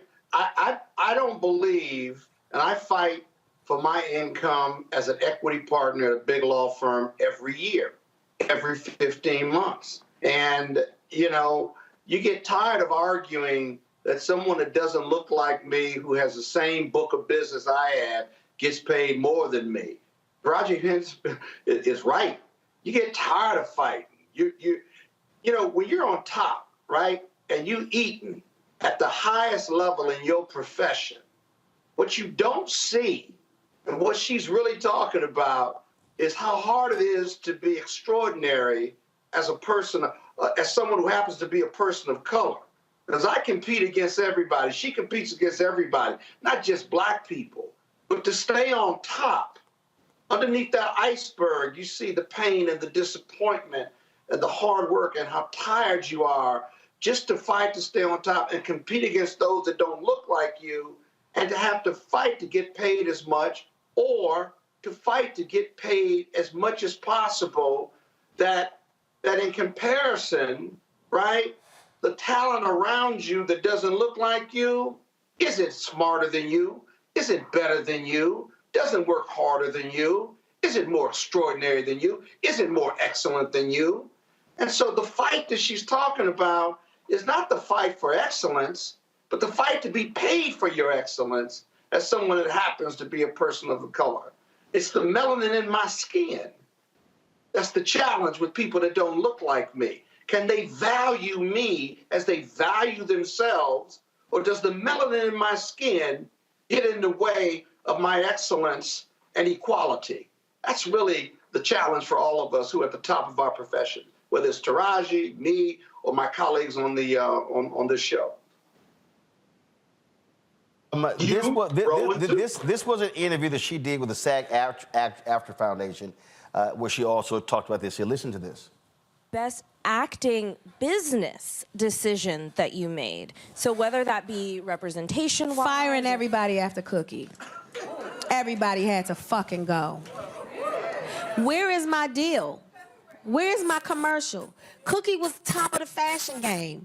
Where is my endorsement? What did you have set up for after this? That's why y'all haven't seen me in so long. They had nothing set up. All they wanted was another Cookie show. And I said, I'll do it, but it has to be right. The people deserve. She's too beloved for y'all to fuck it up.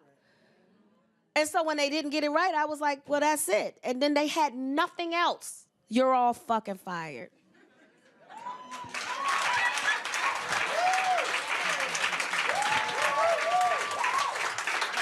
I mean, I'm going to say this, though. It took me years to get there because I did have a bit of Stockholm syndrome. Baby, it's very real. You are the prize. Don't you ever forget that.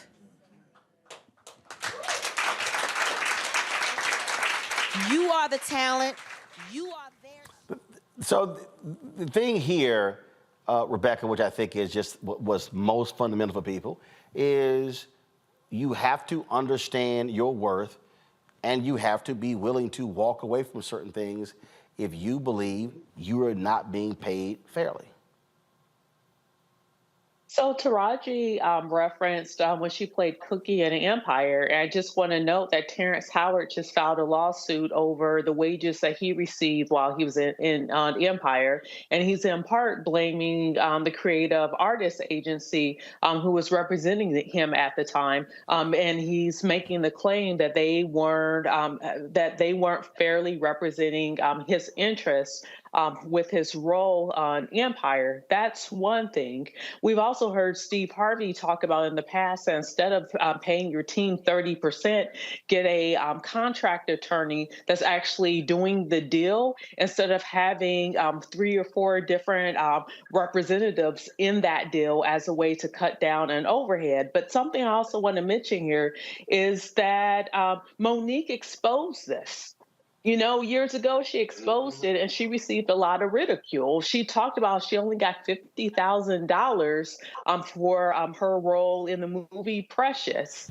And then she was asked to do stuff outside of her contract, and she claimed that she was asked by both Oprah and Tyler Perry to go and promote the film, even though that wasn't in her contract. And she said, "No, I'm not doing that because that's not within my contract." And then when she went up against Netflix, when Netflix, I believe at the time, offered the comedian Amy Schumer a $20 million deal, and the deal for Monique, I think, wasn't even $2 million.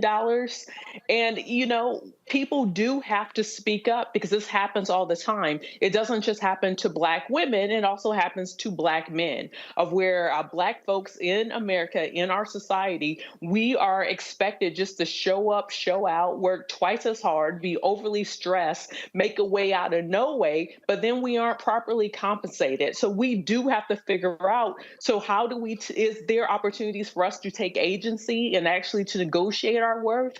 Do we need the greater Black community to help and support when these things happen and do a protest, do a economic boycott. But as a community, if one fails, we all fail, and we have to have that that viewpoint of solidarity if we want to make sure that Black folks in America are actually getting their worth. Because if we don't demand it, it will be never given to us. We have to take it. But we also have to understand, Robert, who is the show and who is the business.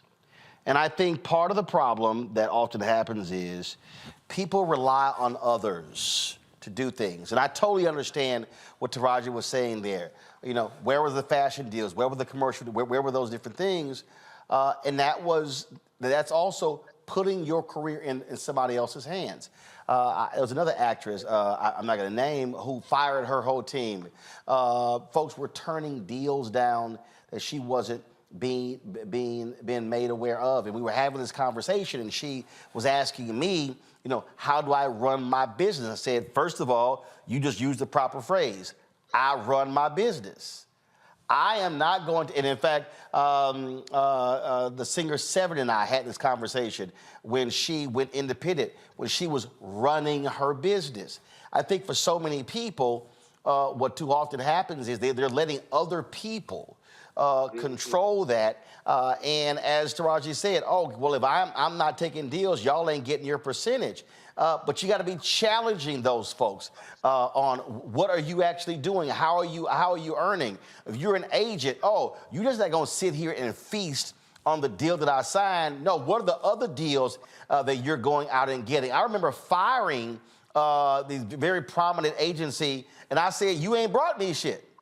I said, I'm out here cultivating relationships, and you ain't set up one meeting. Nah, y'all ain't getting a fee of my stuff because you ain't done a damn thing. Too many people, whether they're in media or entertainment, Robert, refuse to understand and learn the business of the business. They're too focused on the show in show business. Well, you're completely correct. I think Black families and the Black community in general, they teach us how to struggle best. And it's not an indictment against, it's the best that we know. They teach you to work twice as hard to get half as far. They teach you to make the best out of anything you can get. You need to show up first, work harder than everybody, and be the last one out the door. And we are great at doing exactly that. But what we don't talk about, what we don't teach in this generation is how to work and monetize that. As you said, the business side of all these apparatuses. And because of this, it's been far too easy throughout the years to, as CeeLo said, get them a nigga, a brand new nigga, how bright your tap shoes even if his feet bigger. Because they know they can replace you. Just as when Terrence Howard was in the Iron Man movie, he came back and asked for more money for Iron Man 2. They replaced him with Don Cheadle and act like nothing happened. They didn't even explain that they were switching Black dudes. They just showed up a different Black dude for the next 10 years. And then hold up. And then hit Don and said, you got to decide by 5 o'clock. Mm-hmm. Don was at his child's birthday party, and Don said, well, damn, can I at least get 24 hours? And they were like, yeah, okay, fine. But they put this, like, no, you got to decide yes or no at this number now. He was literally at his child's birthday party. And if he hadn't, they would have rolled it straight down the Rolodex to whoever the next Black dude was, and they would have gave them that role. They don't see us as being individualized talents. They don't see us as being individualized artists who are creating and who have an independent value. It's almost as if they feel they need to, when they feel they need to check a box, it is, well, who is the next most famous Black dude? Even right now with Jonathan Majors being fired by Marvel, there's all sorts of talks about who the next Black dude is they're going to replace his character with, as opposed to recognizing what he individually brought to that role and saying, well, if Ezra Miller gets second chances and Robert Downey Jr. gets second chances and Amanda Heard gets second chances, why didn't he get a second chance? And this goes in all fields. Let's talk about media and news that all of us here can talk about. You can go on one of these major networks. You can be the most prepared individual on earth, and they will have you debating the runner-up from Miss Ohio about immigration reform or something, and you can run circles around them every time they put you on. You can can just knock them right in the mouth every time they put you on. But then 2 or 3 months later, when they're announcing who the new contributors are going to be, it's going to be the little white girl who's the runner-up from Miss Ohio because she has a smile and wears and blonde hair, etc. This goes into every field. They expect us to be the sharecroppers of American society, and until we have a bargaining chip to put ourselves forward, until we have the economic ability to affect markets the way that other groups do, we will continue to be on the Chitlin circuit of American economics and politics. Well, I'll say this here. First of all, Keke Palmer posted this message regarding this whole issue. Go to my iPad. She said the entertainment industry is just like any other industry. We run businesses to keep our brands afloat, us being the brand business. And it's that team of company members that decrease any assumed large lump sum. This includes monthly expenses, just like everyone else. In the words of Biggie, more money, more problems. She then went on to say, this is why no one can really have one job anymore. People working outside of the entertainment industry may do Uber Eats, Postmates, accountant part-time, substitute teaching. She says, for an entertainment career, you may be like me, an actor, influencer, host, speaker, etc. I keep a job because I have to, haha. We all work multiple jobs and we may like some, but also because we have to.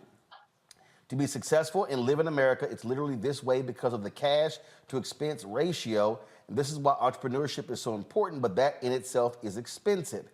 Having one job for anyone is not really an option, no matter what industry, unless you are like the top earner. And I mean, that's like Bill Gates and them, I suppose. I don't know because I can't relate, ha. So let me say this, which is, and I think what all of you have talked about and what it requires, and I think too often, to your point, Robert, these are not the conversations that we have. And the conversations that we don't have is understanding, again, I'm going back to the business of the business. I'm going back to the notion of multiple revenue streams. I'm talking about when you're in these situations, Scott, you get it. You can't have a successful law firm and think you're going to survive having one client. If all of a sudden that client gets ticked off and moves their business, now you're screwed. The job is to go get multiple clients. Has to be the same thing. If you're talking about entertainment, you got to be thinking about movies and television and, yes, speeches and social media, things along those lines.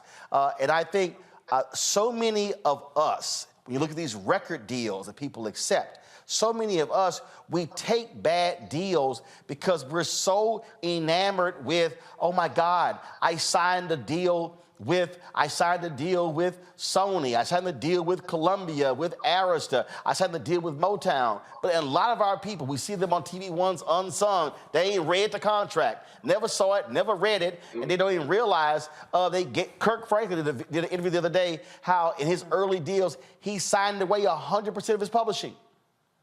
100%. Yeah. Because he had a lawyer who was an entertainment lawyer. They were like they just heard lawyer like, well, you could do this whole deal. So it's understanding all of that. But the thing that people also got to do is have a focus. Understanding is me Inc. What I mean by that is I look at Oprah talked about this here, and I agree with. I look at every damn invoice that comes across my desk, and I'll be like, what's this? I ain't paying this. I got somebody right now who's inventorying all of my equipment in there, because you know what? I'm not going to be paying for shit that get broken in 2024. If you got it and it worked and it come back broke, your ass paying for it. Now, I get stuff happens, but the job is to take care of stuff because ain't no company buying a replacement. It's me. I'm the company. And a lot of people don't take ownership of their lives. And so I dare say to any entertainer, anybody who's in any of these fields, I don't care what it is, learn the business of your business.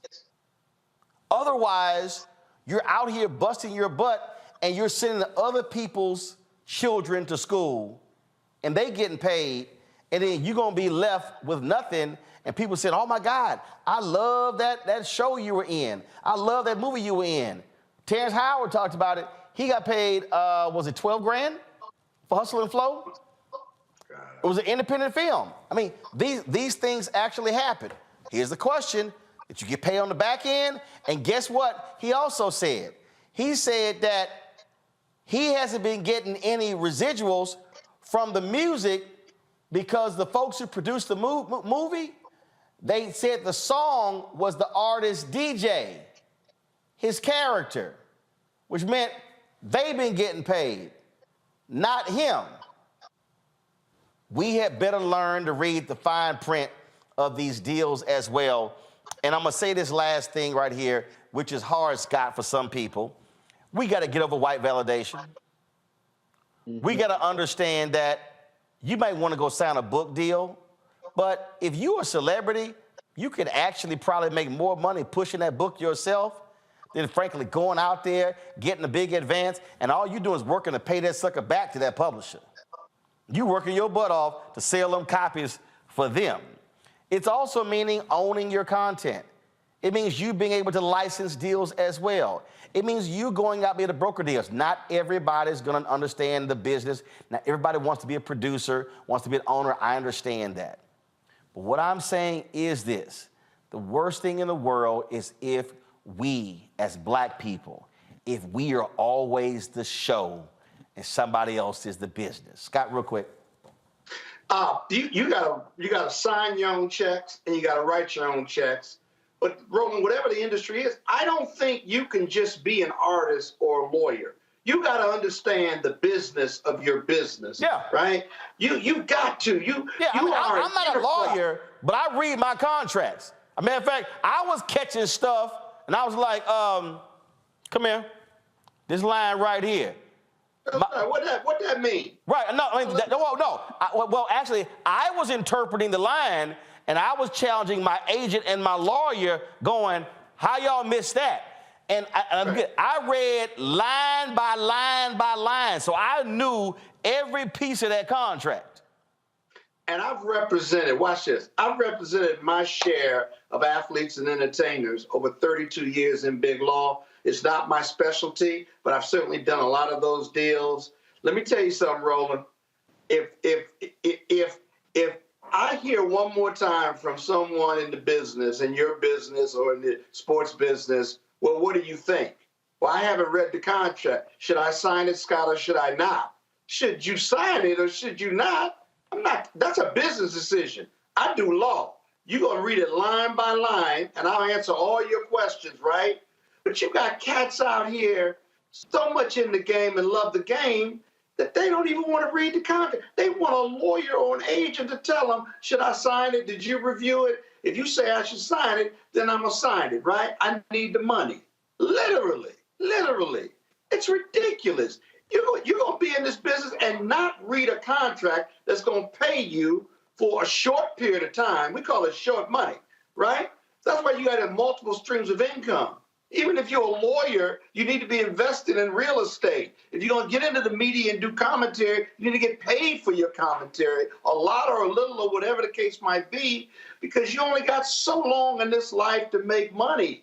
And for me, as an equity partner in a law firm, I don't get a pension. When I'm done, when I hang it up, I'm done. Right. So I got to take care of my money. Right. I got to invest in real estate. I got to invest in other businesses and stuff and take pieces, because if I don't, at 70 or 65, when I hang it up, that's it. I'm living on what I made and what I saved, period. And so many professionals are like that.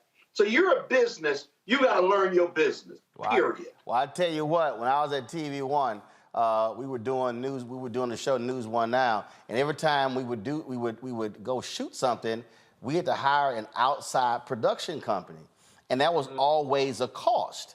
And I'm looking at the budget, and I'm realizing, man, look, we're not going to be able to have money to go do this stuff later in the year. So I was actually buying my own equipment while I was there. And I told somebody this the other day who called me. They were complaining about a deal, and I said, stop. I said, I need you to look at them as your personal venture capitalist. They gonna fund your actual business. And that's really what the momentum. So when I was at CNN and TV One, I had CNN, TV One, Tom Joyner, had my own speeches and books. So I had 5 revenue streams. And I had this white producer at CNN who was kind of very paternalistic with his tone. I said, say, bro, hold up. I wanna let you know, y'all just number 3 out of 5 revenue streams. You ain't even 1 or 2. I said, so anything happen, hell, I'll just do this right here. Well, when I was at TV One, I bought my own cameras and stuff. And so then I said, all right, I'm gonna do a deal with y'all. I ain't gonna charge y'all no kit fee for my cameras and stuff, for my cameras and my switcher. I said, but if we do any projects using my gear, I co-own the content. Now, why did I do that? I knew the show was gonna get canceled one day. But guess what? They also, when people call, I think we did a Frankie Beverly and Mays special. All of the concert video in the special, I shot. Right. So when somebody called them to license that footage, they had to call me too. That's understanding the business of the business. All right, folks, appreciate it. Robert, Rebecca, Scott, thank you so very much. Being on today's show, thanks a bunch. Y'all have a fantastic Christmas and New Year's. And so enjoy it. Don't party too hard. And so I'm sure, Scott, you'll be doing something with your little Kappa brothers. And so please limit the number of times y'all drop your canes. Yo. Yeah, okay, whatever. All right, okay, that's enough of that. Yeah. That's enough of that. You know Alpha's your daddy. All right, I appreciate it. Thanks a bunch. Y'all enjoy. Folks, when we come back, first of all, we're going to come back with my Sir the Baptist interview. Y'all, you don't want to miss this interview. And so, of course, then again, I'm going to be out for a couple of weeks doing vacation, as I always do. We're going to come back. Again, my conversation with Sir the Baptist, it is a fascinating discussion. You don't want to miss it. That's next. Business or career with Grow with Google's wide range of online courses, digital training, and tools. Gain in-demand job skills with flexible online training programs designed to put you on the fast track to jobs in high-growth fields. No experience is necessary. Learn at your own pace. Complete the online certificate program on your own terms. Stand out to employers, get on a path to in-demand jobs, and connect with top employers who are currently hiring. Take one professional career certificate program or all 6. Earn a Google Career Certificate to prepare for a job in a high-growth field like data analytics, project management, UX design, cybersecurity, and more. All professional career certificate programs must be completed by December 31st, 2024. Scan the QR code to complete the application. There are 1,000 scholarships available. Grow with Google and J. Hood and Associates. Be job ready and qualify for in-demand jobs.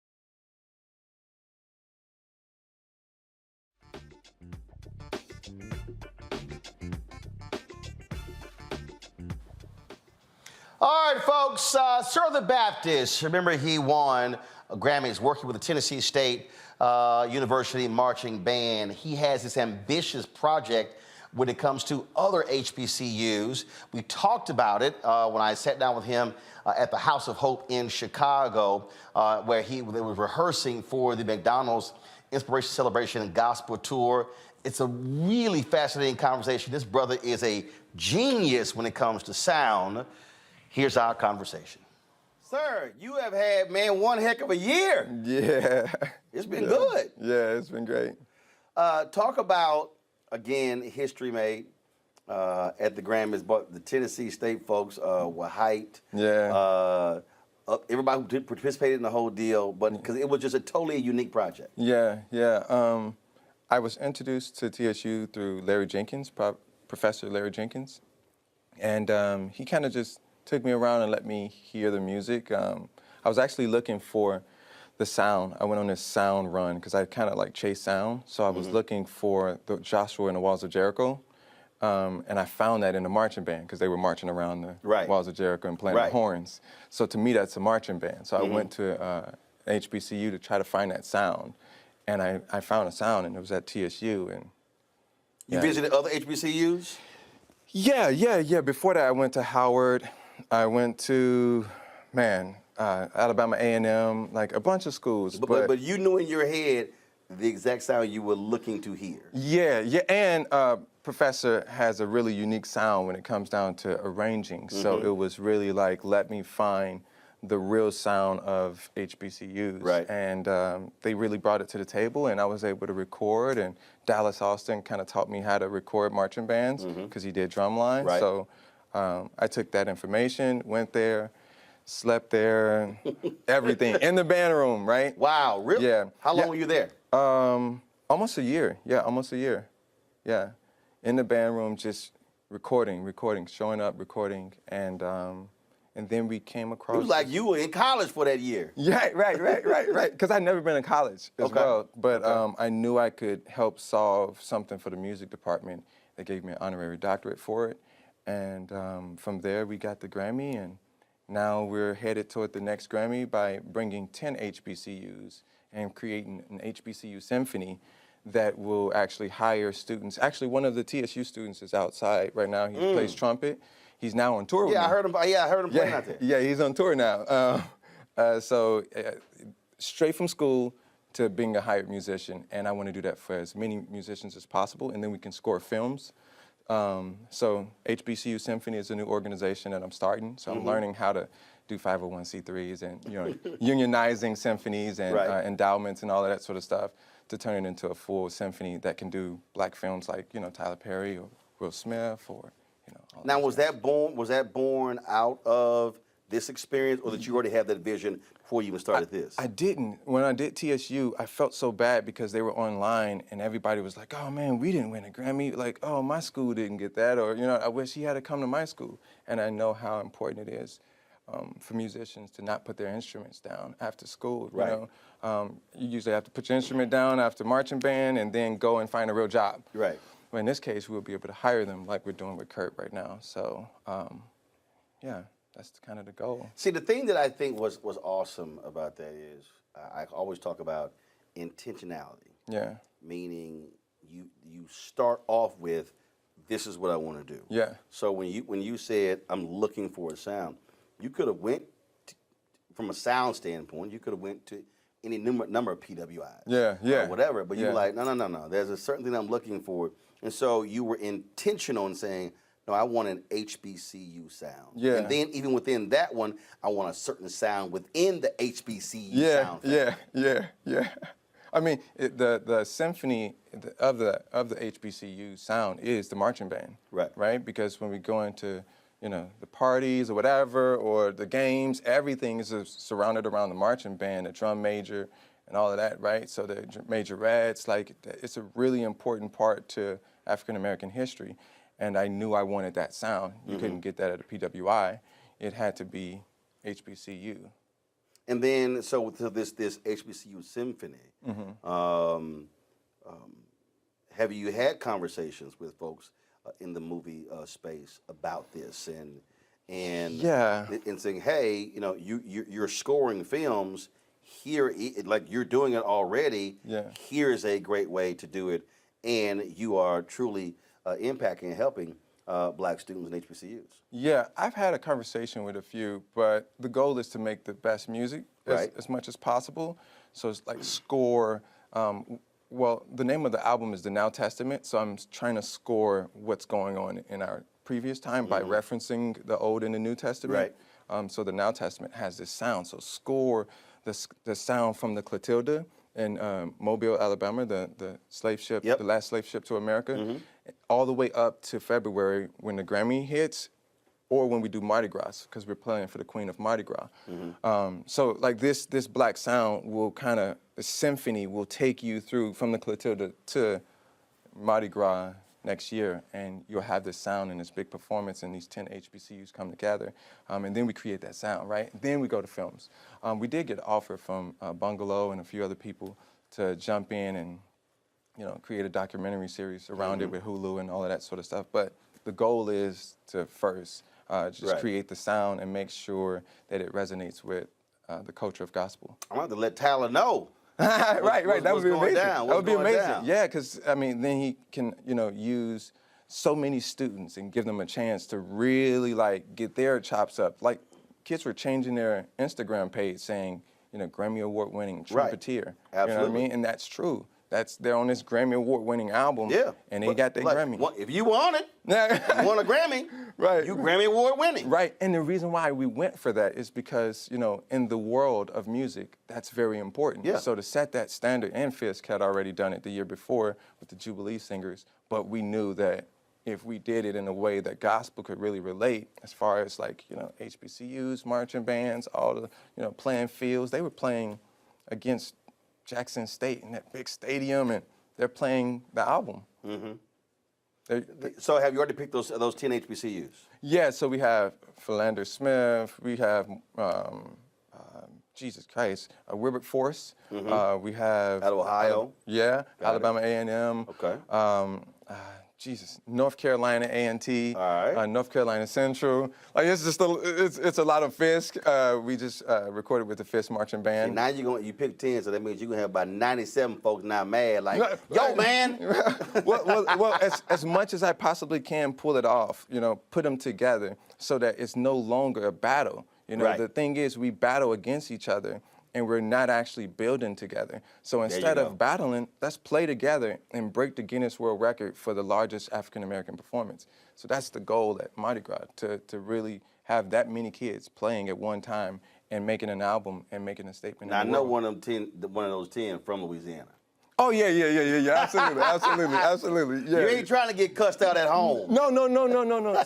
So Mardi Gras originally started Mobile, in Alabama. Mobile, Alabama. Oh, I know. So we're gonna go to Mobile, have the big dresses, the whole thing, and it's gonna be. The Mobile people really get mad when people keep talking about New Orleans, and they act like Mobile, like no, this thing started here.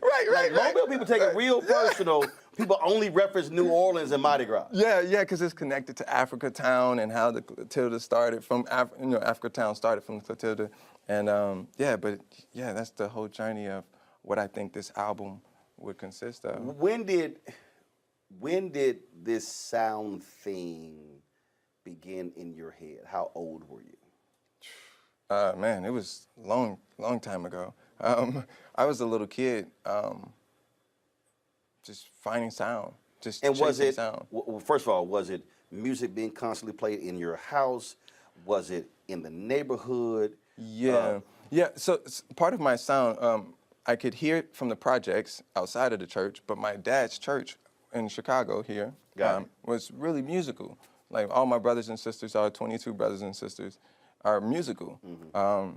But to have that 22 moment. 22 brothers and sisters? Yeah, my dad would be 100 next year. You're one of 23? Yeah. Your dad's gonna be 100 next year? Yeah. Wow. Yeah. So I was always chasing. So your dad believed in being plentiful and multiplying. Right. Yeah. Right. Yes. Your mom was like, slow down. 1 of 23. Lord. That's funny, yeah. Man, how big was your house? No, multiple houses, but it's multiple houses, different families. But we stuck together and worked on music a lot. And growing up, I just stayed around music. And other musicians in the family? Oh yeah, absolutely. Yeah, other musicians in the family. But I'm probably the one that actually did it, right? Because everybody else was like, oh, I don't know, I got to go to work. Let's do something responsible. You know what I mean? So were you thinking back, were you sort of that weird kid that teachers and others never understood? Because when you talk, I had this conversation with Jimmy Jam and Terry Lewis. Oh yeah. And they were telling me, they were saying that like when they listen to music, mm-hmm. It was interesting talking to them because Prince said the same thing, that when they listen to music, it's hard for them to listen to music because they're sort of rearranging the music in their head. Yeah. So we listen to it, I'm listening to the music. Where they're hearing something totally different than what we are. Yeah. Were you like that growing up? Yeah. And then when did you go, okay, I'm not quite like everybody else. I'm hearing, and did you ever say, y'all not hearing this? Well, so I mean, at 11, I really dived in because my dad died, so I had to really focus in on what I wanted to do in life, right? 'Cause it was either going to be in a gang or music, because I wasn't really that good at school. But I started working on it and kept working on it and kept working on it, and I was driving Lyft and playing my music for people. And then as I kept going, I took my Lyft money. I was homeless at the time, so driving Lyft, homeless, playing my music for people, and they would go like, oh, I kind of like this, I kind of like that. So they start kind of tweaking my sound for me. And then from there, I signed a deal with Atlantic and opened up for Beyonce, and then met Jay, and then just kept going. And it just blew up. Tony Bennett, yeah, Chance the Rapper. Just kept working with a bunch of people, Jay Ivy, like a lot of people. And yeah, so now it's just the sound of everything. But I actually don't listen to music. I don't listen to anybody's music. Like, Donald Lawrence is my, mentor. Right. And of course, he was over the whole music program. But I don't know a lot of his music because I don't allow myself to put other textures on my palette. So I have to kind of Wow. Yeah. So see, I think a lot of people really don't understand that concept. Yeah. I remember when I had a Sunday morning show on TV One. My producer, he kept sending me notes on Monday and Tuesday, what was on Meet the Press and Face the Nation, and this week, and I was like, "Yo, Jay, stop." Yeah. I said, "I don't watch those." Yeah. I said, "We ain't doing what they doing." Yeah, because it's on your subconscious. So don't send me notes. Yeah. I'm not trying to do what they do. Yeah, no. And I literally wouldn't watch.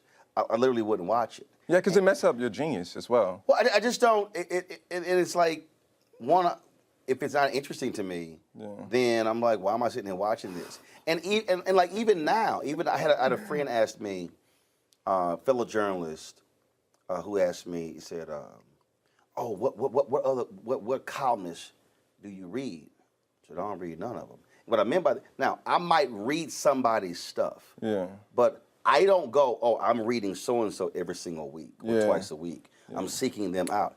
I don't. I just I'm not. Even if I look at the cable news shows right now, I don't watch them. Yeah. I don't watch CNN, MSNBC, Fox News. I might see clips on Twitter or whatever, but I literally don't watch it because what we do with my show is so different, and I'm just like, I'm not getting anything out of that. Right. And it's hard for people to really understand that because it's what you just said. You will subconsciously pick up on what somebody says. The next thing you know, you're parroting what they say and do, and not just sort of flowing in your own gifting than how you want to see the world. Yeah, exactly. So that's part of it. And the reason why is because I was digital marketing and music at Leo Burnett. And Leo Burnett is an agency. Yep. And a Chicago institution. Yes. So I understand the psychology behind sound and audible branding, right? So how it sits in your subconscious and kind of forms your thoughts for you through culture. So I prefer not listen to music so that I can focus on finding something that's ancient, like a marching band playing a gospel album. You know what I mean? That's kind of going back to your roots in a way, and the opposite of where everybody else is. Do you? So I'm curious by that because I remember I was in St. Kitts. It was we were heading for this boat ride, and I heard this song, and I had to immediately go Shazam it, and I couldn't Shazam it. I couldn't bring it up. I couldn't bring it up, and so then I recorded it so I could Shazam it later. Yeah. And first of all, the reason I love Shazam is because when Shazam came up with, when it was created, you could, because I might hear a song and I might sit here and I'm like listening. So then I would remember like 4 or 5 lyrics. Yeah. And then I would go to Google and then type in those words and then try to figure out what the song was. Right. I just love music like that because I played cornet in elementary school, bass baritone horn in middle school and high school. And so so you hear something, you're like, wow, yeah. Like you hear something, you're like, okay, who's that?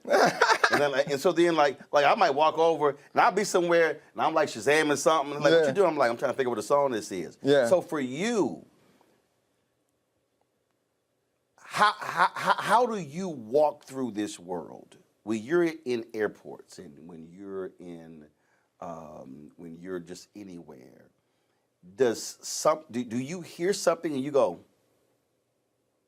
interesting? and then does your brain start sort of processing that and going, okay, that could be, and then next thing you know, just that sound just takes you on a journey somewhere. Yeah.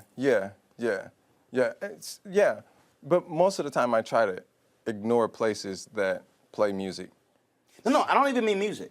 Oh, I'm just saying if you're somewhere and you might hear a sound, and then I've how heard, your brain works, you hear a sound differently than other people's. Sort of like when Ray Charles, when he heard sounds as a kid when he was blind, he heard differently because he couldn't see. No. So I definitely. So do you hear differently and then go, okay, I can do something with that, and then next thing you know, your brain is just I can take sounds, I can hear sounds, I can replace music, I can take vocals out of my head, I can hear sounds as in somebody, or actually I was talking to a friend. I mean, like all this sound I'm hearing behind me right now, trying to figure out why this is happening in the middle of this interview? Yeah. Or like when he had the Velcro pants right there and made that noise, and I'm like, really? In the middle of this interview? Yeah, I heard that too. Yeah. That's funny, dude. Oh my God. Because see, you heard it too. Yeah, I heard it. I definitely heard it. I heard it. But I can hear sound. I was in the shower. I take about 3 or 4 showers a day, right? If I can, because I'm just thinking. You like Dwayne The Rock. He does the same thing. Oh, that's crazy. I didn't know like that. 3 or 4 a day. Yeah. But I can actually hear the key of the water dropping off me.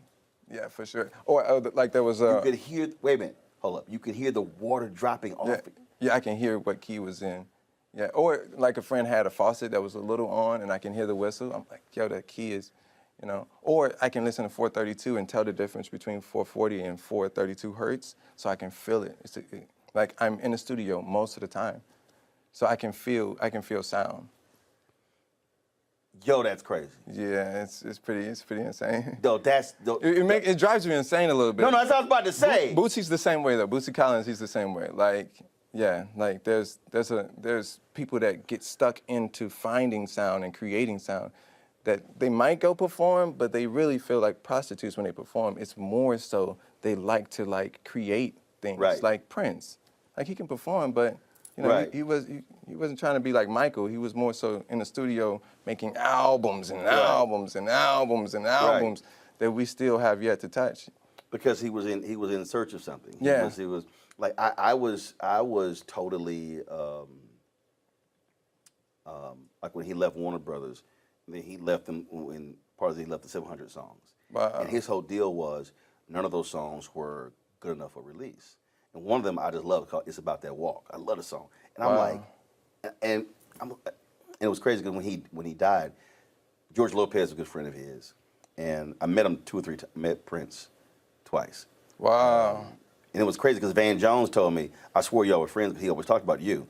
He made my book and everything. And George once said, he said, man, I would have loved for you and Prince to have a music conversation. And would have loved to have the conversation. And I would have loved to ask him, that's a banging song, but why for you was that not good enough for release? I mean, it's an amazing song. I totally understand. So I would love to have asked, how was that one not good enough to be released? Yeah, I'm releasing tonight at 12 a.m. tomorrow, something, and I was in the studio working on the music and ready to release it, and my guy called me and was like, "Yo, you gotta hurry up! You gotta hurry up! You're gonna miss the Grammy deadline, and then you did all of this, you know. No, you gotta hurry up! You gotta hurry up!"